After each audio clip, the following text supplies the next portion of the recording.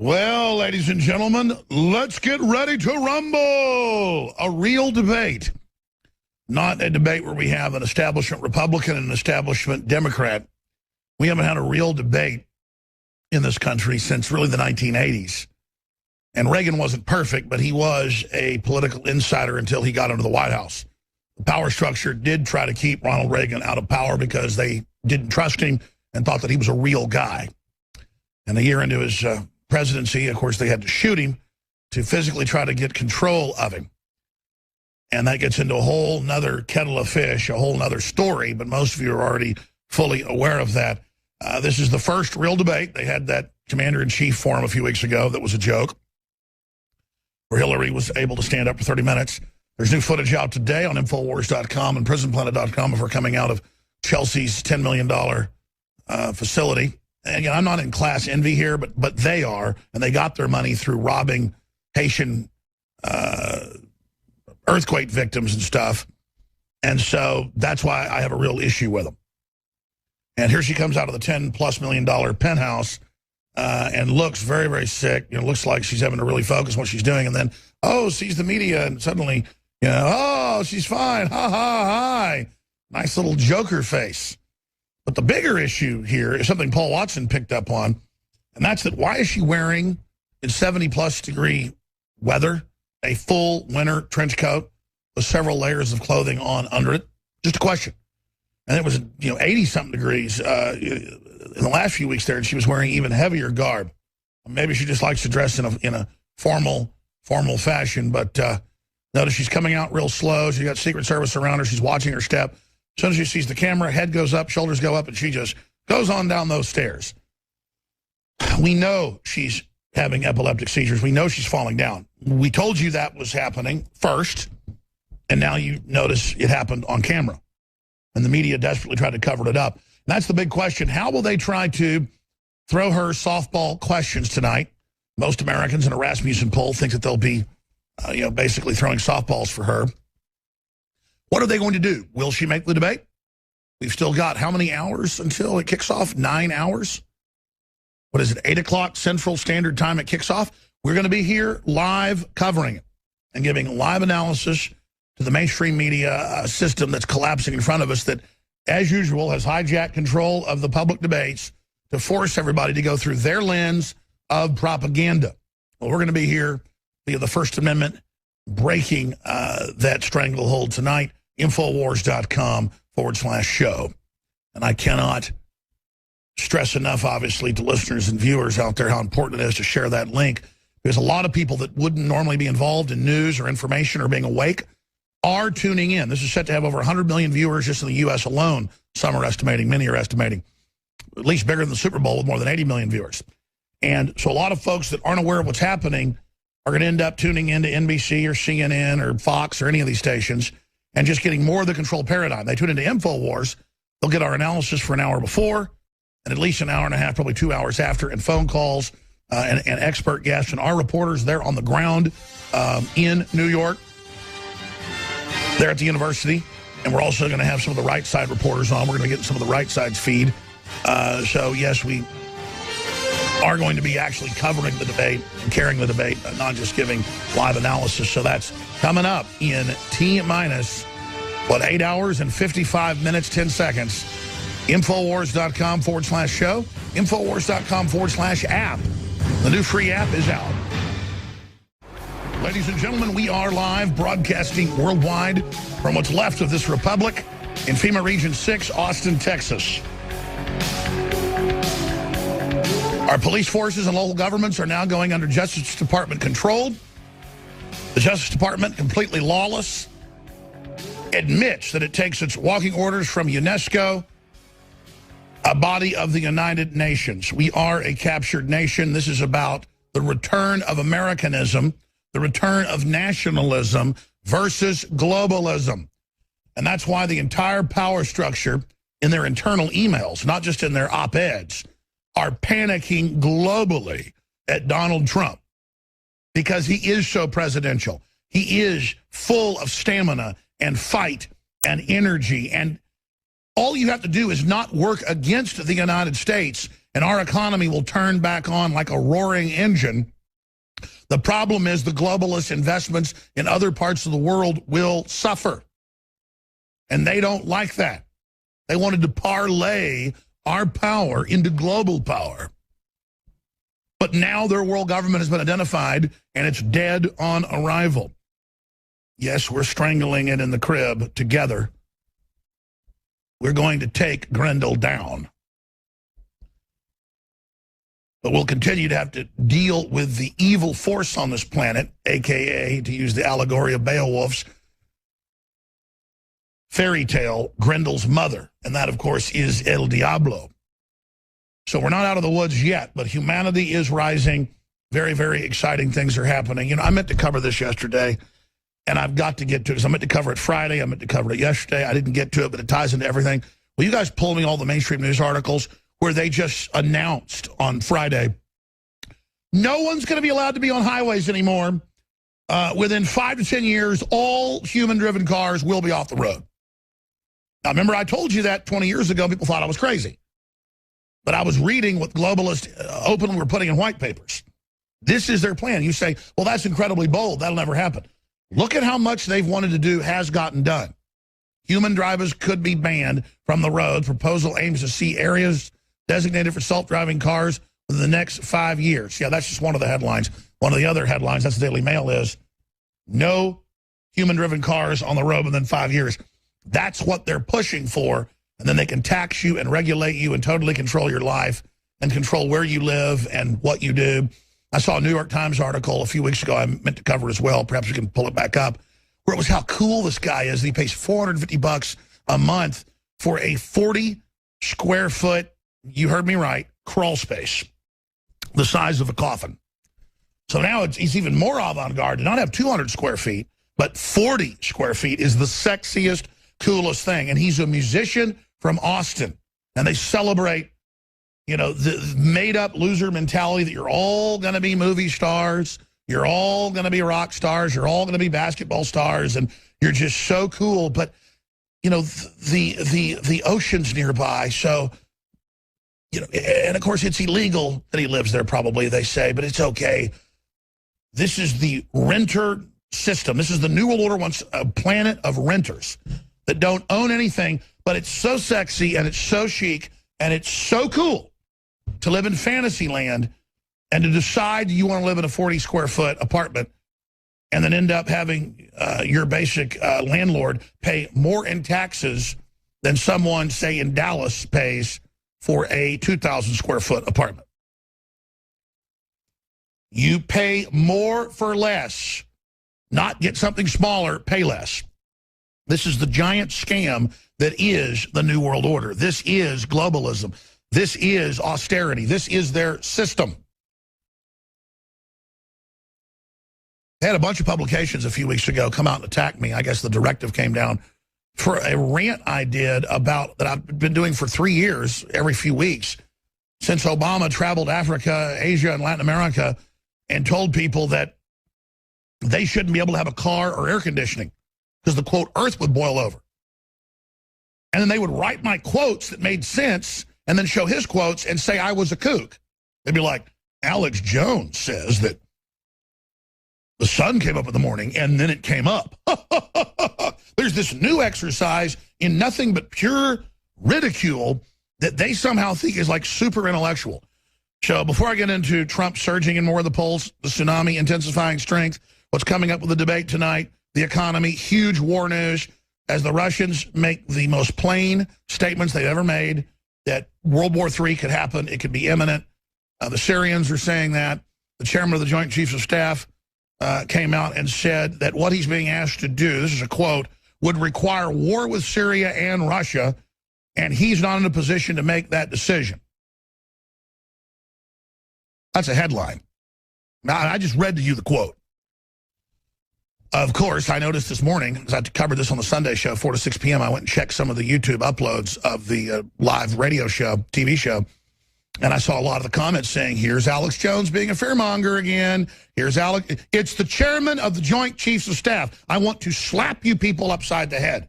It's what Putin was saying earlier this year. He goes, he's sitting with the press in this meeting, and he goes, do you understand that the West is moving missiles up to our borders? They're trying to push a giant war, that they're loading nuclear warheads in these cruise missiles. We've only got 2 military bases. We're not trying to invade you. Please talk to the American people and let them know how much danger everybody's in. And I was attacked in newspapers all over the U.S. for being a fearmonger and making it up, even though my articles had the clips from Putin in them. And that goes back to mainstream media and this new bizarre thing it does, where it doesn't even counter you. It just says, Alex Jones says 2 + 2 = 4. Ha, ha, ha, he's a joke. It's literally that stupid. And you're like, but I've been proven right. Alex is such a kook. He said Hillary Clinton's falling down having seizures, and look, she did. Ha, ha, ha, ha. And you're like, okay. And then a bunch of trendies will just go, ha, ha, ha, ha. It's like an exercise in idiocracy. And it's by design. I mean, Fox News, I was watching it this weekend, a week and a half after a New York bombing, or 9 days, whatever it is, was still saying, is it a terrorist attack? Should we call it a bombing? And the hosts are sitting there under orders to do this, almost laughing when they say it. And you tune to CNN. Is it a bombing? It's like, is it daytime? Is it September 26th? Do I have 5 fingers on each hand? It's like asking a 2-year-old, where's your nose? My nose is here. Where's your ears? My ears are here. It's like Fox News goes, we're waiting to hear if our ears are here on the sides of our heads. They're talking to us like we are lobotomy patients. I mean, I'm telling you, folks, they talk to us like we've been run over by a car. And that is to just dumb the whole culture down. We'll be right back now after the messages. And then there's also this arrogant thing they do where they lecture everyone. They lecture everyone in the most arrogant, over-the-top way that I would write an article like this to turn someone against me. But see, they don't even have any connection to reality. They think in this kind of condescension club, like we're all back in 8th grade, that they're the cool kids bullying us and making fun of us, and that we're all going to go curl up in the corner and have a catatonic fit because we got made fun of by these people. I'm going to get to an article that is a great example of this here in just a moment, and then it ties into a whole cornucopia of serious persecution that's coming against those of us that do know that 2 + 2 = 4. But since I mentioned that video, here is the chairman of the Joint Chiefs of Staff. This is from C-SPAN. General Dunford says the U.S. to control all the airspace in Syria would require going to war against Syria and Russia. Now, they'll probably counter and say this is the Onion and this isn't real. They've gotten to that level now against us, okay? But this happened. Here it is. For Syria. What about the option of controlling the airspace so that barrel bombs cannot be dropped? All the options. What do you think of that option, sir? Right now, Senator, for us to control all of the airspace in Syria would require us to go to war against Syria and Russia. That's a pretty fundamental decision that certainly I'm not going to make. Now, so far, there aren't articles attacking us for playing this yesterday, but there are people in the comments doing it, and they've got to be trolls. And again, I don't raise this because, oh, I've been attacked, I feel bad. When you've got the Russian president saying we're on the verge of nuclear war, and every top historical analyst and retired general, I mean, there are articles in the news all the time admitting the world is in the most dangerous position it's ever been. Hands down, it's not debatable. Economic crisis, biological crisis, population crisis, wars, famine, bacteria that are immune to treatment, viruses that are mutating out of control. I mean, the world is accelerating into the void, basically, right now. We need to understand we're in dangerous waters. People say, oh, that's fear-mongering. No, when I'm out at the coast fishing, don't have much time to do that these days, but we go down there and run a boat, and we decide to go bay fishing. We get the maps out of the GPS out, and we look at areas that are shallow and areas that you're not supposed to go into. And, we watch what we're doing. That's not fear-mongering. That's being in control of the situation. That's being a good steward. And we are hurtling into the abyss right now. Meanwhile, you've got a political class that is so arrogant, and then they have a media under them that act just like they do. The hubris of the establishment trying to run Hillary when they know she's got serious neurological problems going back 4 years ago. The arrogance of the establishment trying to steal the nomination from Sanders and then doing it successfully, and then trying to do it with Trump and not being successful. The hubris of the Republican establishment and others running around saying, go ahead and vote for Hillary Clinton over Trump. That completely blew up in their face and was the final nail in their coffin. It sank their battleship. And that ties me into this next article. It's up on Infowars.com. Information Liberation. That's a great website. Washington Post begs readers, please stop calling us the media. The actual article is a pathetic attempt at rebranding now that they're rightly the most hated people in America. Nothing less than hilarious. Chris Menahan writes, and then it goes through a screenshot of the Washington Post and the actual article from the Washington Post. Let me go ahead and read to you from this. Listen to the total disconnected mental illness level arrogance. Because these are followers, not journalists they've hired. They've recruited followers. They have recruited parrots. They have recruited repeaters. And so when you get a bunch of followers together with no real leadership, they all just start one-upping each other on arrogance. It's a very dangerous phenomenon. And pride goeth before a fall.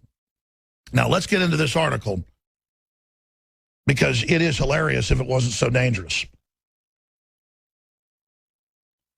Now, this is what the writer at the Washington Post says. Dear readers, please stop calling us the media. There's no such thing. So the mainstream media is so discredited now and knows that everyone just calls them the media with a 6% trust rate in AP's own national study that the Washington Post, I guess, editorial board comes out with this to lecture you and say there is no such thing as a media.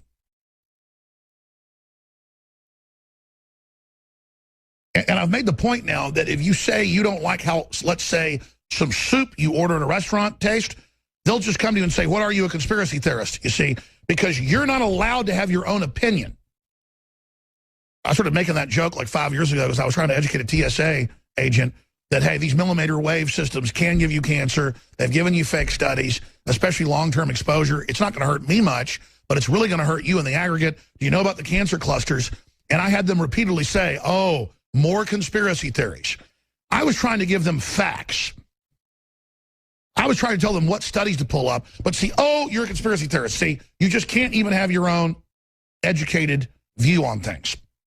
But continuing, dear readers, please stop calling us the media. There's no such thing. So now there's no such thing.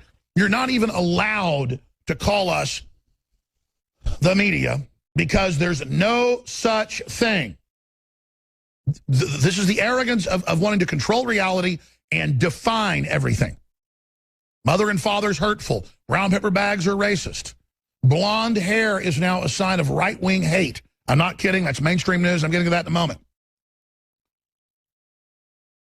I'm writing. Now, this is the Washington Post. I'm writing because I have a request. Well, this is a way to get along with your readers, what you have left. Please stop calling us the media. Yes, in some sense, we are the media. Oh, well, now it's doublethink. There is no media. It doesn't exist, but don't call us that. But yes, in some sense, we are the media. Yes, you heard me. This is directly out of the Ministry of Truth, 1984. This is how you create illogical mental illness in the population. You wonder why our kids are so screwed up? They're under all this right now. Yes, in some sense, we are the media, but not in the blunt way you use the phrase. It's so imprecise. Oh, see, you are imprecise. You are small-minded. You are little. It's so imprecise and generic. Oh, I see. Oh, it's generic. Oh, you're it's kind of racist then. That it has lost any meaning. It's, how would you put this? Lazy and unfair. So see, you're imprecise, you're lazy, you're unfair for just calling the big mainstream establishment that are so lockstep, you've blown what little bit of credibility you may have had left 6%. You're running out that last fumes of gas. The mainstream media, the dinosaur media, is on its last legs. Its last fumes are gone. The engine is sputtering to a halt on the side of the road. You are being found on the side of the road dead. Now, here comes the mind control. Fact. Fact is, see, you're lazy, you're stupid now. We're going to define what the media is because it doesn't exist, but it does exist, but only when I say it exists. This is mind control. I'm actually reading to you from this. This is how they talk to you. Fact is, oh my gosh, you're an establishment newspaper owned by Bezos and the Democratic Party. Oh my gosh, thank you, please. Fact is, there really is no such thing as the media. So back to the original line. It is an invention, a tool, an all-purpose smear by people who can't be bothered to make distinctions. Oh, my gosh. No, we know the big establishment corporate media that isn't media but are propagandists. The new media is the media that filled that vacuum, just like the printing press did 500 years ago, okay, and ended the Dark Age and brought in the Renaissance. This is the new Renaissance. And all day you can sit up there on a high horse and say you're not part of the establishment, cloistered, lobotomized codgetors up in your drooling Ivy League towers. I was going to say ivory, but Ivy League towers. Fact is, there really is no such thing as the media. Oh, thank you, then I won't use that term anymore. Thank you for telling me what language thank you, language police again. Oh. It's an invention. Oh, an invention, that's evil. A tool, an all-purpose smear by people who can't be bothered to make distinctions. Oh, we've made our distinctions. You've made it very, very clear. You've hidden behind the mantle that you were media, but you want to arrest and execute, the editorial board of the Washington Post does, the main source that got you a Pulitzer Prize and that admittedly made you millions of dollars in ad revenue and got all your so-called reporters all over TV. And then your reporters wrote best-selling books off of it that the Washington Post connected publisher made still millions more. And then now you want Assange in prison or executed because you have zero dishonor. Even narco drug dealers out of Mexico, if someone made them a crap ton of money and was honorable to them, wouldn't kill them out of hand. But see, you're so dishonorable, you're so upside down that narco terrorists are light years, leagues better than you. You people have negative honor. You go out of your way to be dishonorable. Really, it's hard to be as dishonorable as you are. I don't know how you do it. You people are out of your minds. You are out of your minds. You promise to keep someone's secret. You get their info. You tell them they're a hero. He exposes all this illegal crap.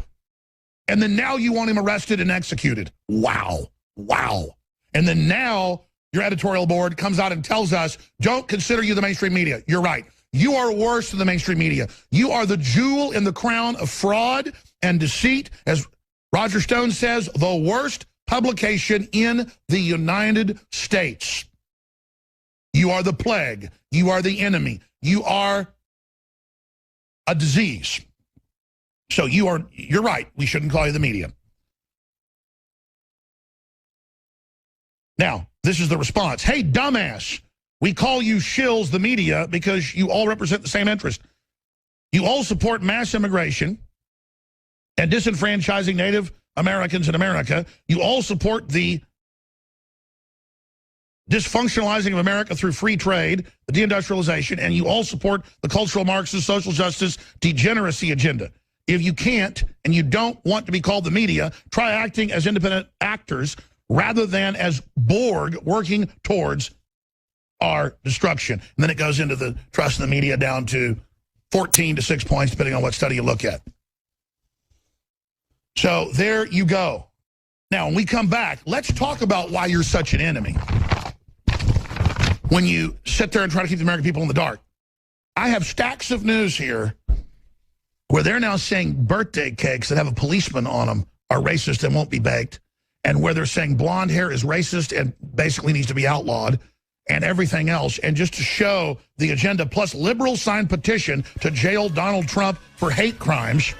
The video is on Infowars.com. This is the reality. Stay with us. We'll be back. I'm Alex Jones. It is the arrogance of elites that almost always brings them down. And the establishment we have in this country is drunk on power, even as they collapse. That's a good thing. The problem is it won't go well with the Russians or the Chinese or others of this hubris, and will lead to wars. And that's obviously something that's more and more on the front burner. I've got to tell you, the belligerent activities, the ceasefire being broken with the Russians, all the things that are being done to back ISIS and al-Qaeda in Syria and other areas, that should be really, I think, one of the main topics that Donald Trump brings up tonight. And I would go right after Hillary and say, listen, you are the founder of ISIS. You did go into Libya. You did create a failed state. And Trump can cite hundreds of mainstream headlines, congressional reports, you name it. It's a fact. And General Flynn is the one that, with General Dempsey and others, led the move 5 years ago to stop the backing of Wahhabist forces. See, the media will attack Trump on that and say, he's crazy. Where'd he get this? Because they know that's what they're scared of. They don't want him to keep going down that road because we've got her. We've got her. The Council on Foreign Relations was so arrogant 4 years ago that they had headlines. We've shown them here in their bi-monthly publication, Foreign Affairs, headline, Why We Need Al-Qaeda. And saying, let Al-Qaeda take over Syria. That was after a year of denying that 90+% of the fighters in Syria were Al-Qaeda. Now, there's the headline, New York Review of Books, Why We Need Al-Qaeda. You just can't make this stuff up. Okay, let's continue here. I want to get into the attack on free speech, then into the polls, the latest numbers. No guest today, but Paul Watson will be joining us for analysis in the third hour. David Knight will host the fourth hour. And then I'm going to start getting prepared and ready from 3 to 6 o'clock. We're going to go to a pre-debate feed just up there in the debate hall. And there'll be some different reporters, our reporters and others popping in. And then at 7 o'clock, we're going to have about 25 minutes of produced news and information from around the world. And then at about 7:25, I will come in with Leanne McAdoo, David Knight, and others for about 35 minutes of live pre-debate coverage. And then we will sample and analyze different channels from C-SPAN to the AP feed, you name it, and see if they're adding any commentary or see what the moderators are doing. We're going to be there analyzing it in live time, but I'm going to restrict our analysis to about 10% of the time. But we are going to be, again, breaking down this public event. The public has a right to respond to this. We'll be taking phone calls at 9:30 Central when the 90-minute debate ends. Big question, will Hillary make it? Will Hillary collapse? Will she have a coughing fit? I don't think there's any way, even though she's canceled events for the last week, that even arrested Hillary cannot disintegrate out there in 90 minutes. I think you're going to see at least a coughing fit. I think that's a sure thing. I'll be shocked if we don't, because the Secret Service didn't lie to us. They said, follow her motorcade, and you'll see that she has special lifters on her vehicles. And then we said, you mean like on the side of the Suburbans? And they said, just go look for yourself. We can't tell you. And then, oh, it's a van. Okay, wow. Oh, she's lowered out of the back. Okay, there's video of that and photos now. And they're like, yeah, and she falls down. She falls down sometimes every hour, sometimes every 20 minutes. Sometimes we think she's drugged up, less. But it's happening. And then a month later, it gets caught on video. So they're not lying to us about this. This is real. She was in the hospital for a year. Her eyes don't point the same direction a lot of the time now. Our own reporters in Cleveland 2 weeks ago, a week before she collapsed, caught her in a medical tent for 45 minutes before she went out and gave that 5-minute speech she had to cancel. Then she went back in the medical tent. Which is exactly what the Secret Service told us. They said, just come watch the motorcades, okay? We're like, well, what do we look for? Come on, you're smart. Just come look at the motorcades. And then there it is. Got ambulance stretchers, gurneys, Secret Service in body armor pushing the gurneys around in and out of the tent she's in. This is what we were supposed to see. And all they know is they're covering up somebody who's extremely ill. So I think there's about a 30-40% chance she's going to have to cancel it or fall over or something. I don't know, 95%, 100% she's going to have a coughing fit. The event she canceled Monday in the middle of, she had to walk off the stage and starts coughing as she left. I mean, she just can't do it. She can barely walk down the stairs in New York this morning.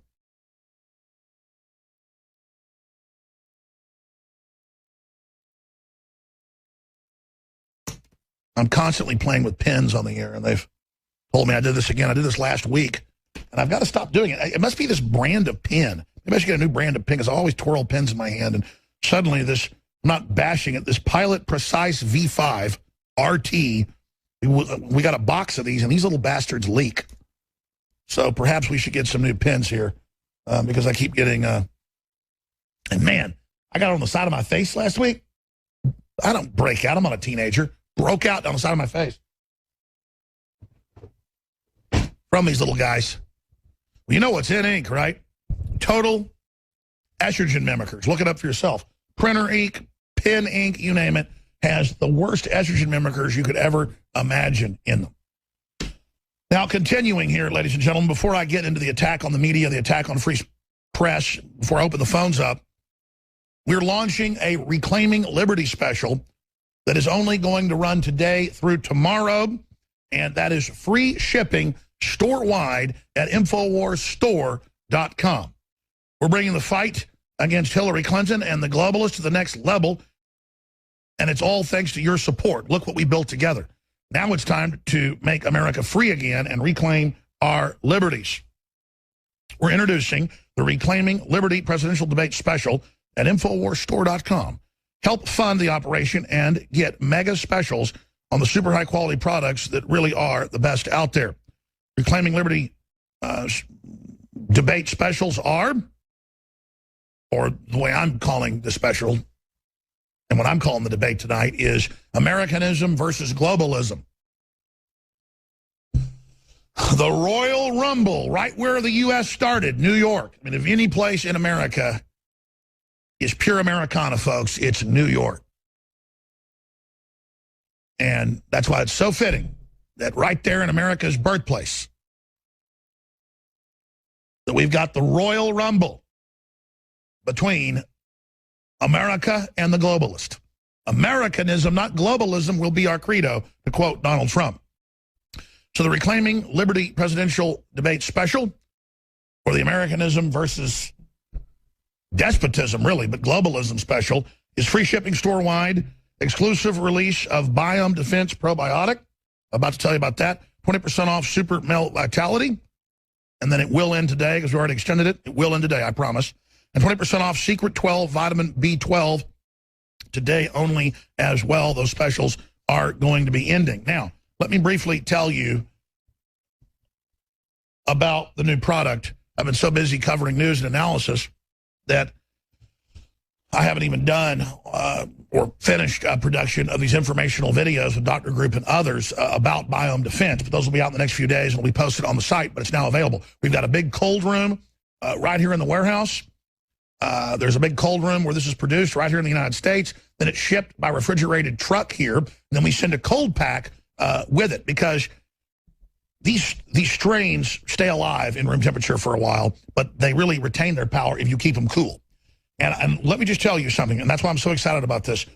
To get these strains, most people go to doctors or they go to the cold case at places like Whole Foods and pay $100 or more. We're going to put Biome Defense back on screen for everybody. It's $69.95. Similar formulas are $100 or more. These strains are extremely expensive. These are the widest spectrum, the highest quality. These are the strains associated with true healthy gut flora. This is what I and my family take. And by the way, obviously, if I've got close to 30 products that have taken us 4 years to develop, some of them are private label from top names, but a lot of it we've developed ourselves with some of the top scientists and researchers out there. That's why they're so popular, even outside of InfoWars, with the big nutraceutical sites and other places, and why they have such great reviews, because they're that good. We could have easily private labeled hundreds of different probiotics that are good for you overall and do a great job. But we waited. This is 7 years of development. Group was developing this years before we even worked with him. Been working with him almost 5 years. And it is over the top quality. Over the top quality. Biome Defense by InfoWars Life is a superior blend of 50 billion live and active cultures from 23 different probiotic strains, which are known to support digestion and intestinal function. Everybody knows it's a lot more than just that. They've got mainline, Washington Post articles, speaking of the devil, where they're even being enforced to admit that having a dead gut, is actually the New York Times, not having any good flora in it is one of the most dangerous things you can do for your body. Your brain is all connected to your gut. It's amazing information, amazing research. Biome Defense by InfoWars Life is a superior blend. The experts agree that the gut health plays a huge role in normal function of your immune system and is essential for optimum health. Your gut is home to over 100 million neurons, brain nanotransmitters, and is often called your second brain because of the direct link between the brain and the digestive system. InfoWarsLife.com or call toll-free 888-253-3139. And your purchase of this funds our operation and everything we do here. And again, we'll put it back up there on screen for folks. It's 60 capsules. It's filled to the brim. And again, similar formulas that aren't even as good are, quite frankly, $200, $300, $400 in some cases. It's ridiculous. But we were looking into this. We had to pay. I'm going to have a group on next week about this. We had to pay sometimes just to buy the strain and then to be able to reproduce it at other labs, $50,000 a strain and stuff like that. I mean, this is ridiculous. So that's why so many other companies just kind of put run-of-the-mill stuff in there. And reportedly, the older the strain, the better. Some of these strains can be backed tens of thousands of years. He's coming on the show to explain it all, but it is amazing. We came out with the very best thing we could. Evidenced by 5 years of InfoWars Life coming up in a couple months. Notice, never had a probiotic. Could have had one anytime I wanted to. I could have a line of 500 products right now. Probably have made more money. Not going to do it. We are going to bring you the very, very best. Now, there are some staples out there that are really already over the top, the best you're going to get. And so we go with those. I mean, take our colloidal silver. What we have is from the biggest producer in the country. It's what Whole Foods sells for $25. We sell it for $19.95. It's private label, the exact same thing. It's what the government says they'll allow, 30 parts per million from the best lab out there. Some could argue that more parts per million is good or whatever, but some argue it's toxic. Whatever. We just go with what is believed to be the very best out there, and it's less expensive, $19.95. That's just an example of what we do. Okay, I'm done talking about it. Thank you for supporting the broadcast. That's how we do this. It's how we have 24-hour broadcasts. It's how we have documentaries and films. It's how we continually get in the globalist face and continually are able to have reporters around the country doing amazing things. I mean, there isn't a better place to support out there, in my view. And more of the commenters on InfoWars get this. When they were reading articles today about how they want to censor the free press and how they want to censor, folks that are speaking out against tyranny, the commenters were saying, man, it's time to really not have any business with the establishment. They're out to get us. Absolutely. And it's time to really support organizations and outlets that do tell the truth. I mean, look how much Drudge has done for everybody. Boosting the new media, breaking through the electronic Berlin Wall 9 times out of 10 when nobody else can. Game-changing, changing the talking points to real issues. And you have the Federal Elections Commission saying they openly want to shut Drudge down. That means everybody else. I mean, in 5 days, they hand the internet over to the United Nations. Doesn't mean they're going to shut it off next week, but the transfer is happening. And notice the censorship is coming in like a flood. When you're on a site like Drudge, click on the sponsors. Because that's what it's all about, ladies and gentlemen. They want to shut off our economy to control us. Now, look at these headlines. Video. Liberals sign petition to jail Donald Trump for hate crimes. Now, we went out in Austin to liberal areas, and only half the people, and I'm glad that only half of them, thought that Obama was setting aside national parkland in Florida for dinosaurs. Okay? We don't go do this to make fun of people. We do this to show how dangerous these people are in their ignorance. But that's still scary, half of them thinking that, you know, the plesiosaur was still alive, that people should lose their private property for it. In the case of Mark Dice, it's always 9 out of 10. And this is unedited. By unedited, he puts in all the people. I mean, if he finds somebody that knows that the Trump sons are not hunting triceratops, he puts them in the report. We're not picking and choosing here. But this goes to the danger of these people. Because I'm going to play this clip when we come back from break, but let me just set it up with some of these articles first. Walmart apologizes for refusing to make police officers cake. That's mainstream news from McClatchy. And all it was a retirement saying thin blue line. Well, now anything blue or police you see is racist. Walmart is apologizing for refusing to make a police officer's retirement cake last week after an employee told the cop's daughter that the thin blue line cake design might be considered racist. See, this is what you learn in America now, is how you refuse service to everybody because you just make up that it's offensive to you. That's how you bring a country down, is creating unmitigated infighting. Total mental illness. Let's continue. Teacher faces backlash, this is New York, over Facebook post calling students racist. She's called out her kids in class, tells them they're racist. It says this week, she goes on to say, it's horrible to have to sit there and see all the racists. It's easy to spot which students are racist by the Trump gear they're sporting for USA Day. And then she goes on to even admit what school she's at and what's going on. This is the idea. People are wearing Trump gear. The teacher runs around, makes it public, goes after the students, saying they're racist. It's a weapon you use to go after people. Here's another one.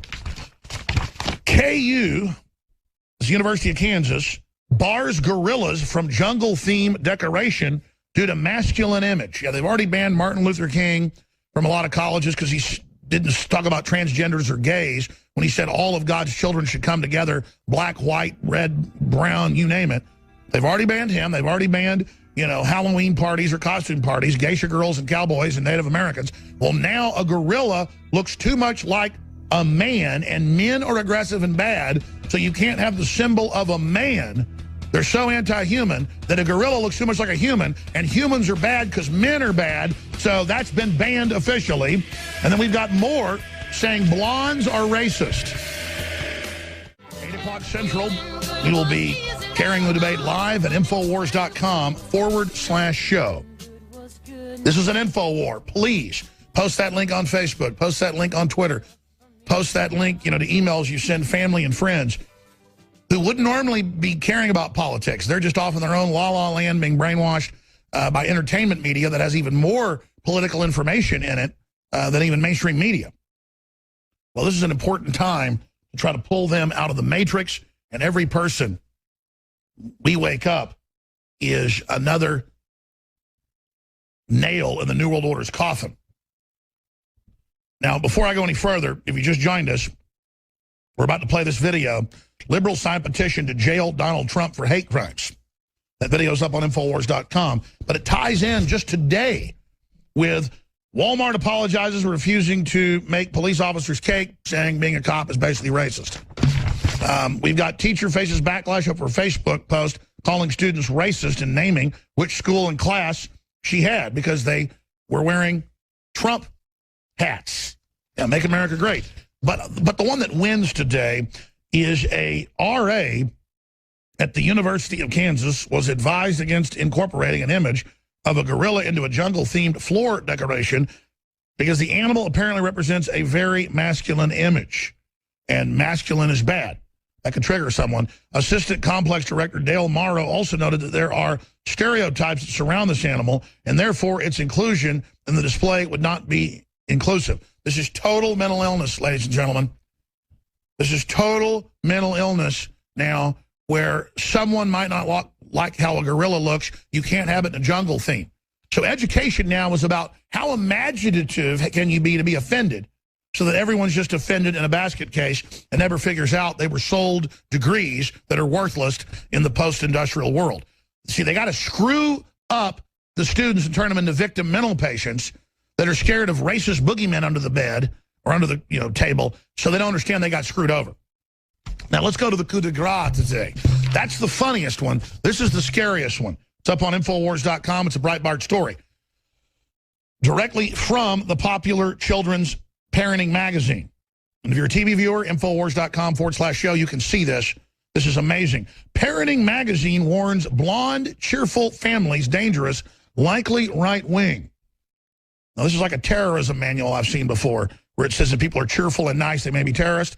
Well, now it says parenting magazine Baby and Family, which is obviously against the family, has told readers to beware of families who are inconspicuous and cheerful. That's right. It's not normal to be happy and cheerful, as these warning signs indicate they are right-wing and thus dangerous. It actually says this. Depicted with illustrations featuring solely blonde women and children. It's evil. It's like a warning about Jews in Nazi Germany. The report says ordinary parents must take action against right-wing families and make clear that their ideology has no place in the world. They're actually saying, go after nice white people. Bully them. And the truth is, they're just nice white people. They'll get all freaked out and grovel to you more. What it's saying is just go out and bully them, and if you've got brown hair or black hair, then you have got full license, because these aren't humans. These are bad people. You're allowed to burn that cross in that black person's yard. They're not a person. They're no, not that. Oh, no. See, it's the same thing. Oh, you're allowed to go henpeck the blonde-haired, blue-eyed woman because she's bad with her children. That's like these manuals and magazines say if someone's got more than 2 kids in a grocery store, confront them. I've got 3. I've been confronted. Asserting the term right-wing stirs up anxiety and brings to mind burning refugee homes, skinheads, and the National Socialist Underground. We're going to come back with the Democrats calling for Monday, September 26th, 2016, with only 9 hours until the first debate between Hillary Clinton and Donald Trump. We are in the final countdown. That's right. We'll be back with the call to arrest Donald Trump on the left. So, major parenting magazines like Baby and Family are coming out saying, and I was just reading it, if you see blonde-haired, blue-eyed families, or you see blonde-haired, blue-eyed women with kids, and they're being nice and cheerful, you need to get in their face and let them know you don't appreciate their racism. It actually says that. Now, this is Nazi level, but reversed. Total mental illness. But it's weaponized by the establishment. Who just joined us, major colleges are banning gorillas from jungle-themed parties and scenes because they're bad, too, because they, quote, look masculine. Okay. So it's an attack on language, an attack on reality. Speaking of that, video, liberals signed petition to jail Donald Trump. But first, since they're saying the blonde-haired, blue-eyed, women are so evil, I've changed it. You see, the folks that don't have blonde hair and blue eyes, they're saints, they're angels. They've got wings on their backs. But let me tell you, not these people, not these neighbors. You better watch out for them. I mean, it's only going to get worse, folks. What, you think white people are the only ones that can be racist? This is a social control system. They are implanting the quote, minorities they can get to in public schools to be total racist mental patients. I mean, this is mega insane, folks. And this will also then cause whites, many of them, to revert to tribalism, which is what they call racism. And then we're all controlled. Let's go to part of Mark Dice's report where liberals signed a petition to jail Donald Trump for hate crimes. That's what they say here. This is part of hate crime, being polite and being blonde-haired and blue-eyed. Go after them. Let them know you're not putting up with them. I don't know if you're wearing a Donald Trump hat, go after you. No, you got blonde hair, I'm going after you. And it's weird. I used to have blonde hair. It's as I got older, it turned brown, which is fine. I kind of like my brown. I think it's more masculine. But the point is that this is almost like Titian. It's like brown, reddish, blonde, as they call it, Titian. But I mean, give me a break, man. Oh, my gosh. I've actually many times had black people in Dallas, but also in Austin, walk by me. Usually I'm at an outdoor cafe or something and go, hey, blue-eyed devil. You'll be sitting there going, yeah, I got blue eyes, big deal. They're for light gathering. But the whole, I know, that's the devil seeing the dark. Well, whatever. I guess it is true that on average, blue eyes and green eyes do have better light gathering. But that's what happens when you're from the North Pole, bro. But the point is that, a fox with blue eyes from the North Pole isn't evil just because a fox from, say, the equator has brown eyes or hazel eyes. It's just total mental illness, folks. Let's go ahead and play the Mark Dice clip. Will you help us indict Donald Trump on hate crimes charges? Hate that man. We are petitioning Loretta Lynch, Attorney General, to imprison him for 10 years for hate speech. I don't think that's going to work. Well, that'll silence him. But I want you to agree that anything that we can do, by any means necessary, to silence him. You're right. Thank you so much. Yes. We'll get him in jail here soon enough. And one more signature for you. I don't know if we're going to get him in jail, but we're going to... Attorney General Loretta Lynch will indict him for hate crimes charges, she said, if we can get the 100,000 signatures. You know, hit pause. We're going to come back to this after the break. That slob woman doesn't even sound like she's drunk. She sounds like she's on tranquilizers. And I notice when you talk to leftists more and more, they're like, even when they're not drunk or it's in the morning at a coffee shop and you hear them talking, they're like, yeah. And they're so into being lazy and watching TV all day that they're not even alive anymore. And the major studies show you get basically early onset of Alzheimer's type disorders, wide spectrum brain disintegration when you watch more than 5-6 hours of TV a day, when you don't get exercise, and when you just kind of waddle around. That's what you end up being. It's just like, I want to back this up to the beginning when we come back, because you listen to her, she's like, yeah, yes, I want to just impress him, I want to hurt him. Because the woman is in a trance. You ever seen somebody sleepwalking? I have. And they'll kind of talk and, where am I? What are you doing? My son occasionally sleepwalks. And he'll walk in the room. It's like 11 at night. You're watching TV or whatever, reading a book. He's like, Dad, I got to go to school. Where am I? He speaks completely clear. Folks have seen him on TV, super smart, when he's not sleepwalking. But if he doesn't sleepwalking, he kind of says, these people are not in a conscious state. They've got studies. They are in a dream state, wandering around like zombies. So as Donald Trump surges in every major swing state, the establishment is panicking.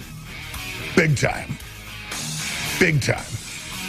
And Hillary has now given up Ohio. We're going to go over all that and more. Go to your phone calls. So much today. But I was just getting into a Mark Dice video where, again, we're not cherry picking folks in San Diego and Los Angeles. They're on the coastline. That's where Mark Dice, Infowars.com contributor from MarkDice.com, that's where he goes and interviews people. And he will put the people in, whether they say things that are stupid or whether they say things that are informed, to illustrate the fact that this is what the education system and the mainstream media have done in this country. And if you listen to these people, they're so authoritarian, they're so totalitarian, they're so brutal. They're like, I don't just want Donald Trump in prison. I want him dead. I want that effort gone. And it's these soft, stupid people. I don't care if they're white or black. They can hardly talk. And there's this new type of creature I see in downtown Austin. And I don't care if somebody, what their sexual preference is. I don't hate anybody. But the point is they try to force whatever their weird, liberal, trendy culture is on you, and it's just super uncool. And I go in these restaurants now that I've gone in for years, and it's like everybody's upset. They're not happy. You can't tell if it's a man, a woman. It's like the cool thing is for a woman to get as fat as possible and then have facial hair. I don't know what these creatures are. I don't know what's happening, okay? But things are falling apart. And look, it's one thing if you go in a restaurant and there's one of these creatures, but it's like all these creatures are taking over, and they hate you. They hate your kids. They hate your family. They hate your good-looking wife. They hate prosperity. They love evil. They're very stupid. And it's like, I don't know, man. It's like they can be black, white, or Hispanic. They all look the same. It's weird. I mean, it's like, I'm not against lesbians, but what's up with the mullet never going out of style? I mean, why do they all look like Rachel Maddow? But now there's a new creature. And I'm just saying, what's going on here? I mean, what's in the water? What's in the food? And then why do these people want to kill us? Why do they lie so much? And again, these are victims of the system who bought into it, It didn't fulfill them, and now they think everything else that doesn't comply with their worldview is the reason they're not in Valhalla. And again, I'm just singling out that weird phenomenon because Buckley and I were talking about it just the other day. You know, you got the sports heads phenomenon of the wannabe tough guys that'll start fights with you for no reason in a parking lot but won't stand up for their country. You know, what's up with that? I mean, look, there's a lot to criticize myself about as well. None of us are perfect. I'm just saying I don't like gangs of people that get into gang mentality, people that get into weird little subcultures. And that's what the globalists are setting up, is a system of a bunch of divided and conquered fools. And there's hundreds of these videos, and we've done these too and gotten similar results where, and we're going to put gun owners in forced labor camps. Please sign here. Oh, absolutely. I'm so sick of these gun owners. I want to put them in prison. They just have this lust that they could be fulfilled if the state would just go out and take over. Mob mentality. The brain suppresses personal moral code when it gets into groups. Absolutely. That's why Hitler would have nighttime rallies with fire. That's why they have sports events at night. And all of this is being manipulated, and all I'm asking people to be aware of is the fact that this is ongoing. You can make whatever decision you want, but there is social engineering going on. I did read 20 years ago in scientific publications that they were planning nobody being allowed to drive your own cars in the future, what job you have being controlled, how many kids you have being controlled, as a means to an end to phase us out. And now I've got a stack of articles from the New York Times to the Daily Mail saying, you will not be in your cars soon. The feds have decided. And globally, federal governments have decided. I mean, our lives are all being decided for us is what I'm saying. And they admit they're deciding them for us. And then I say, look, here they are admitting they're deciding our world for us and having secret agreements. You know, they've been saying Hillary Clinton needs to talk about what she stands for, that no one really knows what she stands for. And then Tim Kaine, her VP, came out and said, well, she stands for treating people good and not just thinking about herself. That's the opposite. Hillary Clinton, and I've interviewed 2 different Secret Service agents that worked for her. I've interviewed an FBI agent that worked with her. I've interviewed state police. From the day that the Clintons were known running for office in Arkansas, the Clintons, especially Hillary, do not give you a tip. If you look them in the eyes, they'll tell you, how dare you look at me in the eyes if they're in the camera around. They are the most empty, horrible, selfish, demonic people you could ever imagine. What's known about Trump going back 30 years? Ridiculously huge tips. Now, if you give them bad service, the manager's going to be called over and going to be chewed out. Hiring minorities and women unlike anybody ever has and promoting them off of who gets the job done and loyalty. Genuine, real, hardworking, compassionate, caring, but tough. You attack Donald Trump, he's going to attack you right back. That's a male attribute, to be loving and good unless you have to defend your family. But my point is, Hillary is a monster. What does she stand for? Foreign secret trade deals, narcotics trafficking, evil wars, funding radical Islam, lecturing everyone on what words you can use, being so arrogant, she knows she's got serious health issues and she's still trying to be president, even though it's killing her. Let's go to Mark Dice, liberal sign petition to jail Donald Trump. Listen to the sycophantic evil in these people's voices. Will you help us indict Donald Trump on hate crimes charges? Hate that man. We are petitioning Loretta Lynch, Attorney General, to imprison him for 10 years for hate speech. I don't think that's going to work. Well, that'll silence him. I want you to agree that anything that we can do, by any means necessary, to silence him. You're right. Thank you so much. Yes. We'll get him in jail here soon enough. One more signature for you. I don't know if we're going to get him in jail, but we're going to... Attorney General Loretta Lynch will indict him for hate crimes charges, she said, if we can get the 100,000 signatures. So I'm going to Google that. It'll be 10 years in prison for hate speech for Donald Trump. She's actually said that. She's actually said she wants to arrest people for speech. Does this guy think he has a First Amendment or what? In today's New World Order, you really think we're going to be tolerating people? Those aren't men. Look at them. People like Hillary? I don't think so. we're petitioning the. And by the way, the point about these creatures that are asexual that run all the restaurants, but we still need a few more signatures. they only hire their own, is my point, too. A reasonable. That's what I mean, they're discriminatory. Indictment proposal to her. Just print birthday signature. You don't even have to be a registered voter. Just help us support getting rid of him, would you? You need date of birth? Yes. Print birthday signature. We're going to be turning this petition over to Attorney General Loretta Lynch to propose that Donald Trump be indicted on hate crimes charges and imprisoned for at least 10 years. Just birth date there, please. Anything we can do to get rid of him, wouldn't you agree? It's not good. And I don't know who he thinks he is, if he thinks he has a First Amendment right to say those things, but we're going to put an end to that real quick. Well, yeah, I don't know what to do. By the way, Mark's about 6'5". That guy must be like 7 feet tall.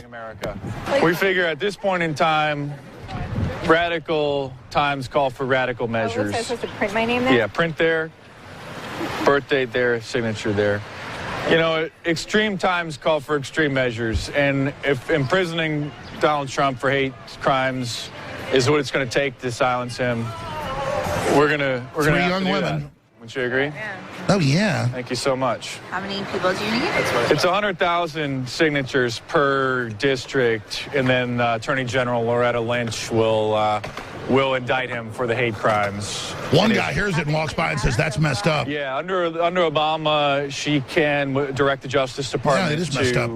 to do that. England's been doing that for a long time now. We're messed up. We're going to try to bring that to America. We are messed up. Thank you so much. Appreciate that. Well, that's awesome. Yeah. High five. Yay. Yeah, let's arrest Trump. Yeah. Trying to jail Donald Trump on hate speech charges. Oh, yeah, let's jail Donald Trump. To jail him? Yeah, he obviously. Have you heard the song called Yeah. It's not like that's birth date right there. Yeah. It's not like this guy has a First Amendment right to be saying the things that he's saying. Signature. You can say anything. Signature there. Well, Attorney General Lynch is going to help put an end to that. So. Well, that's not good. Thank you very much. Start taking away other First Amendment rights. Well, freedom of speech, man. That's the New World Order. Right. We support imprisoning Donald Trump for hate speech to help ensure that Hillary or the Democrats get in. So two people he talks to don't like it. Signature. What's they think about it? Donald Trump thinks he has like a First Amendment or something to be, talking mean things. Birth date there to throw Donald Trump in prison for hate speech. Appreciate you supporting that. Anything we can to get rid of him, wouldn't you agree? Thank you so much.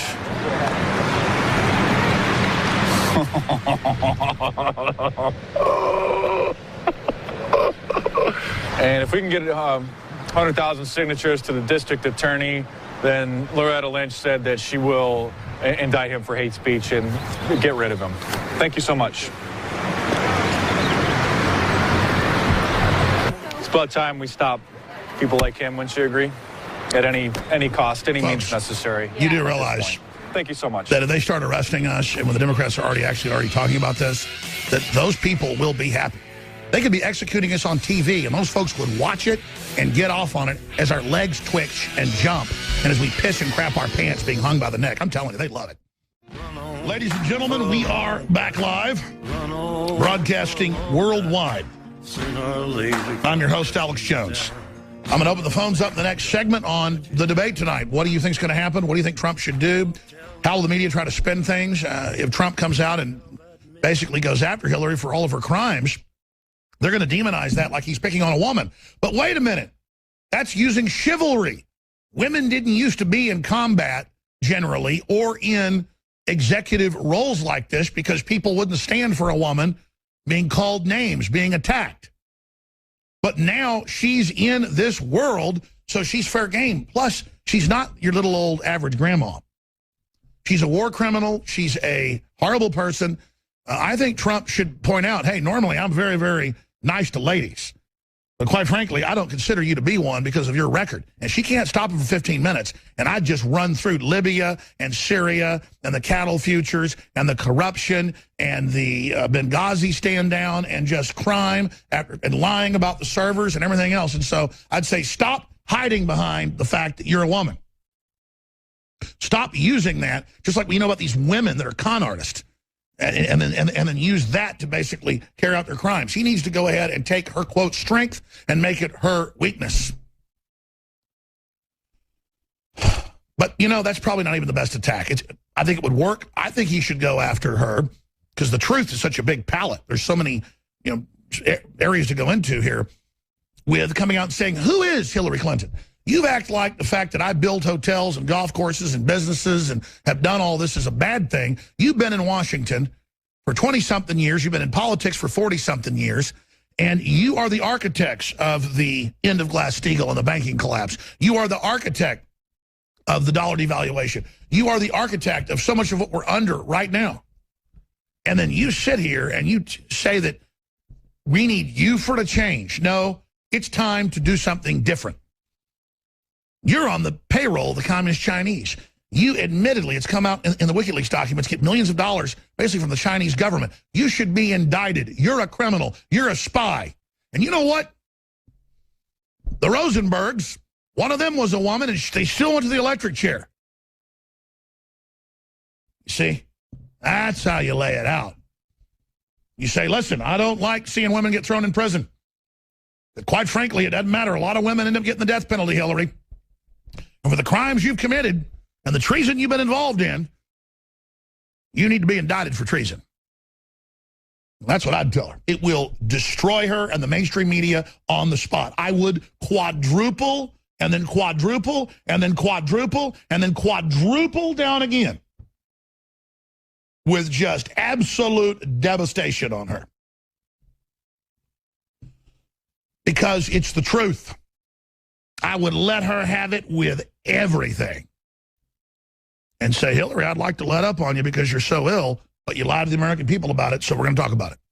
I'd love to let up on you, Hillary, but you didn't let up on the millions of taxpayers that under your rules and the rules that your system put in have persecuted and taken little old ladies' houses across this nation and taken little old ladies' bank accounts who'd committed no crimes. Here's the New York Times, a lady who for 40 years ran her 5-table Mexican food restaurant that just had 4 or 5 little stools up front. No more than 10 people could eat there.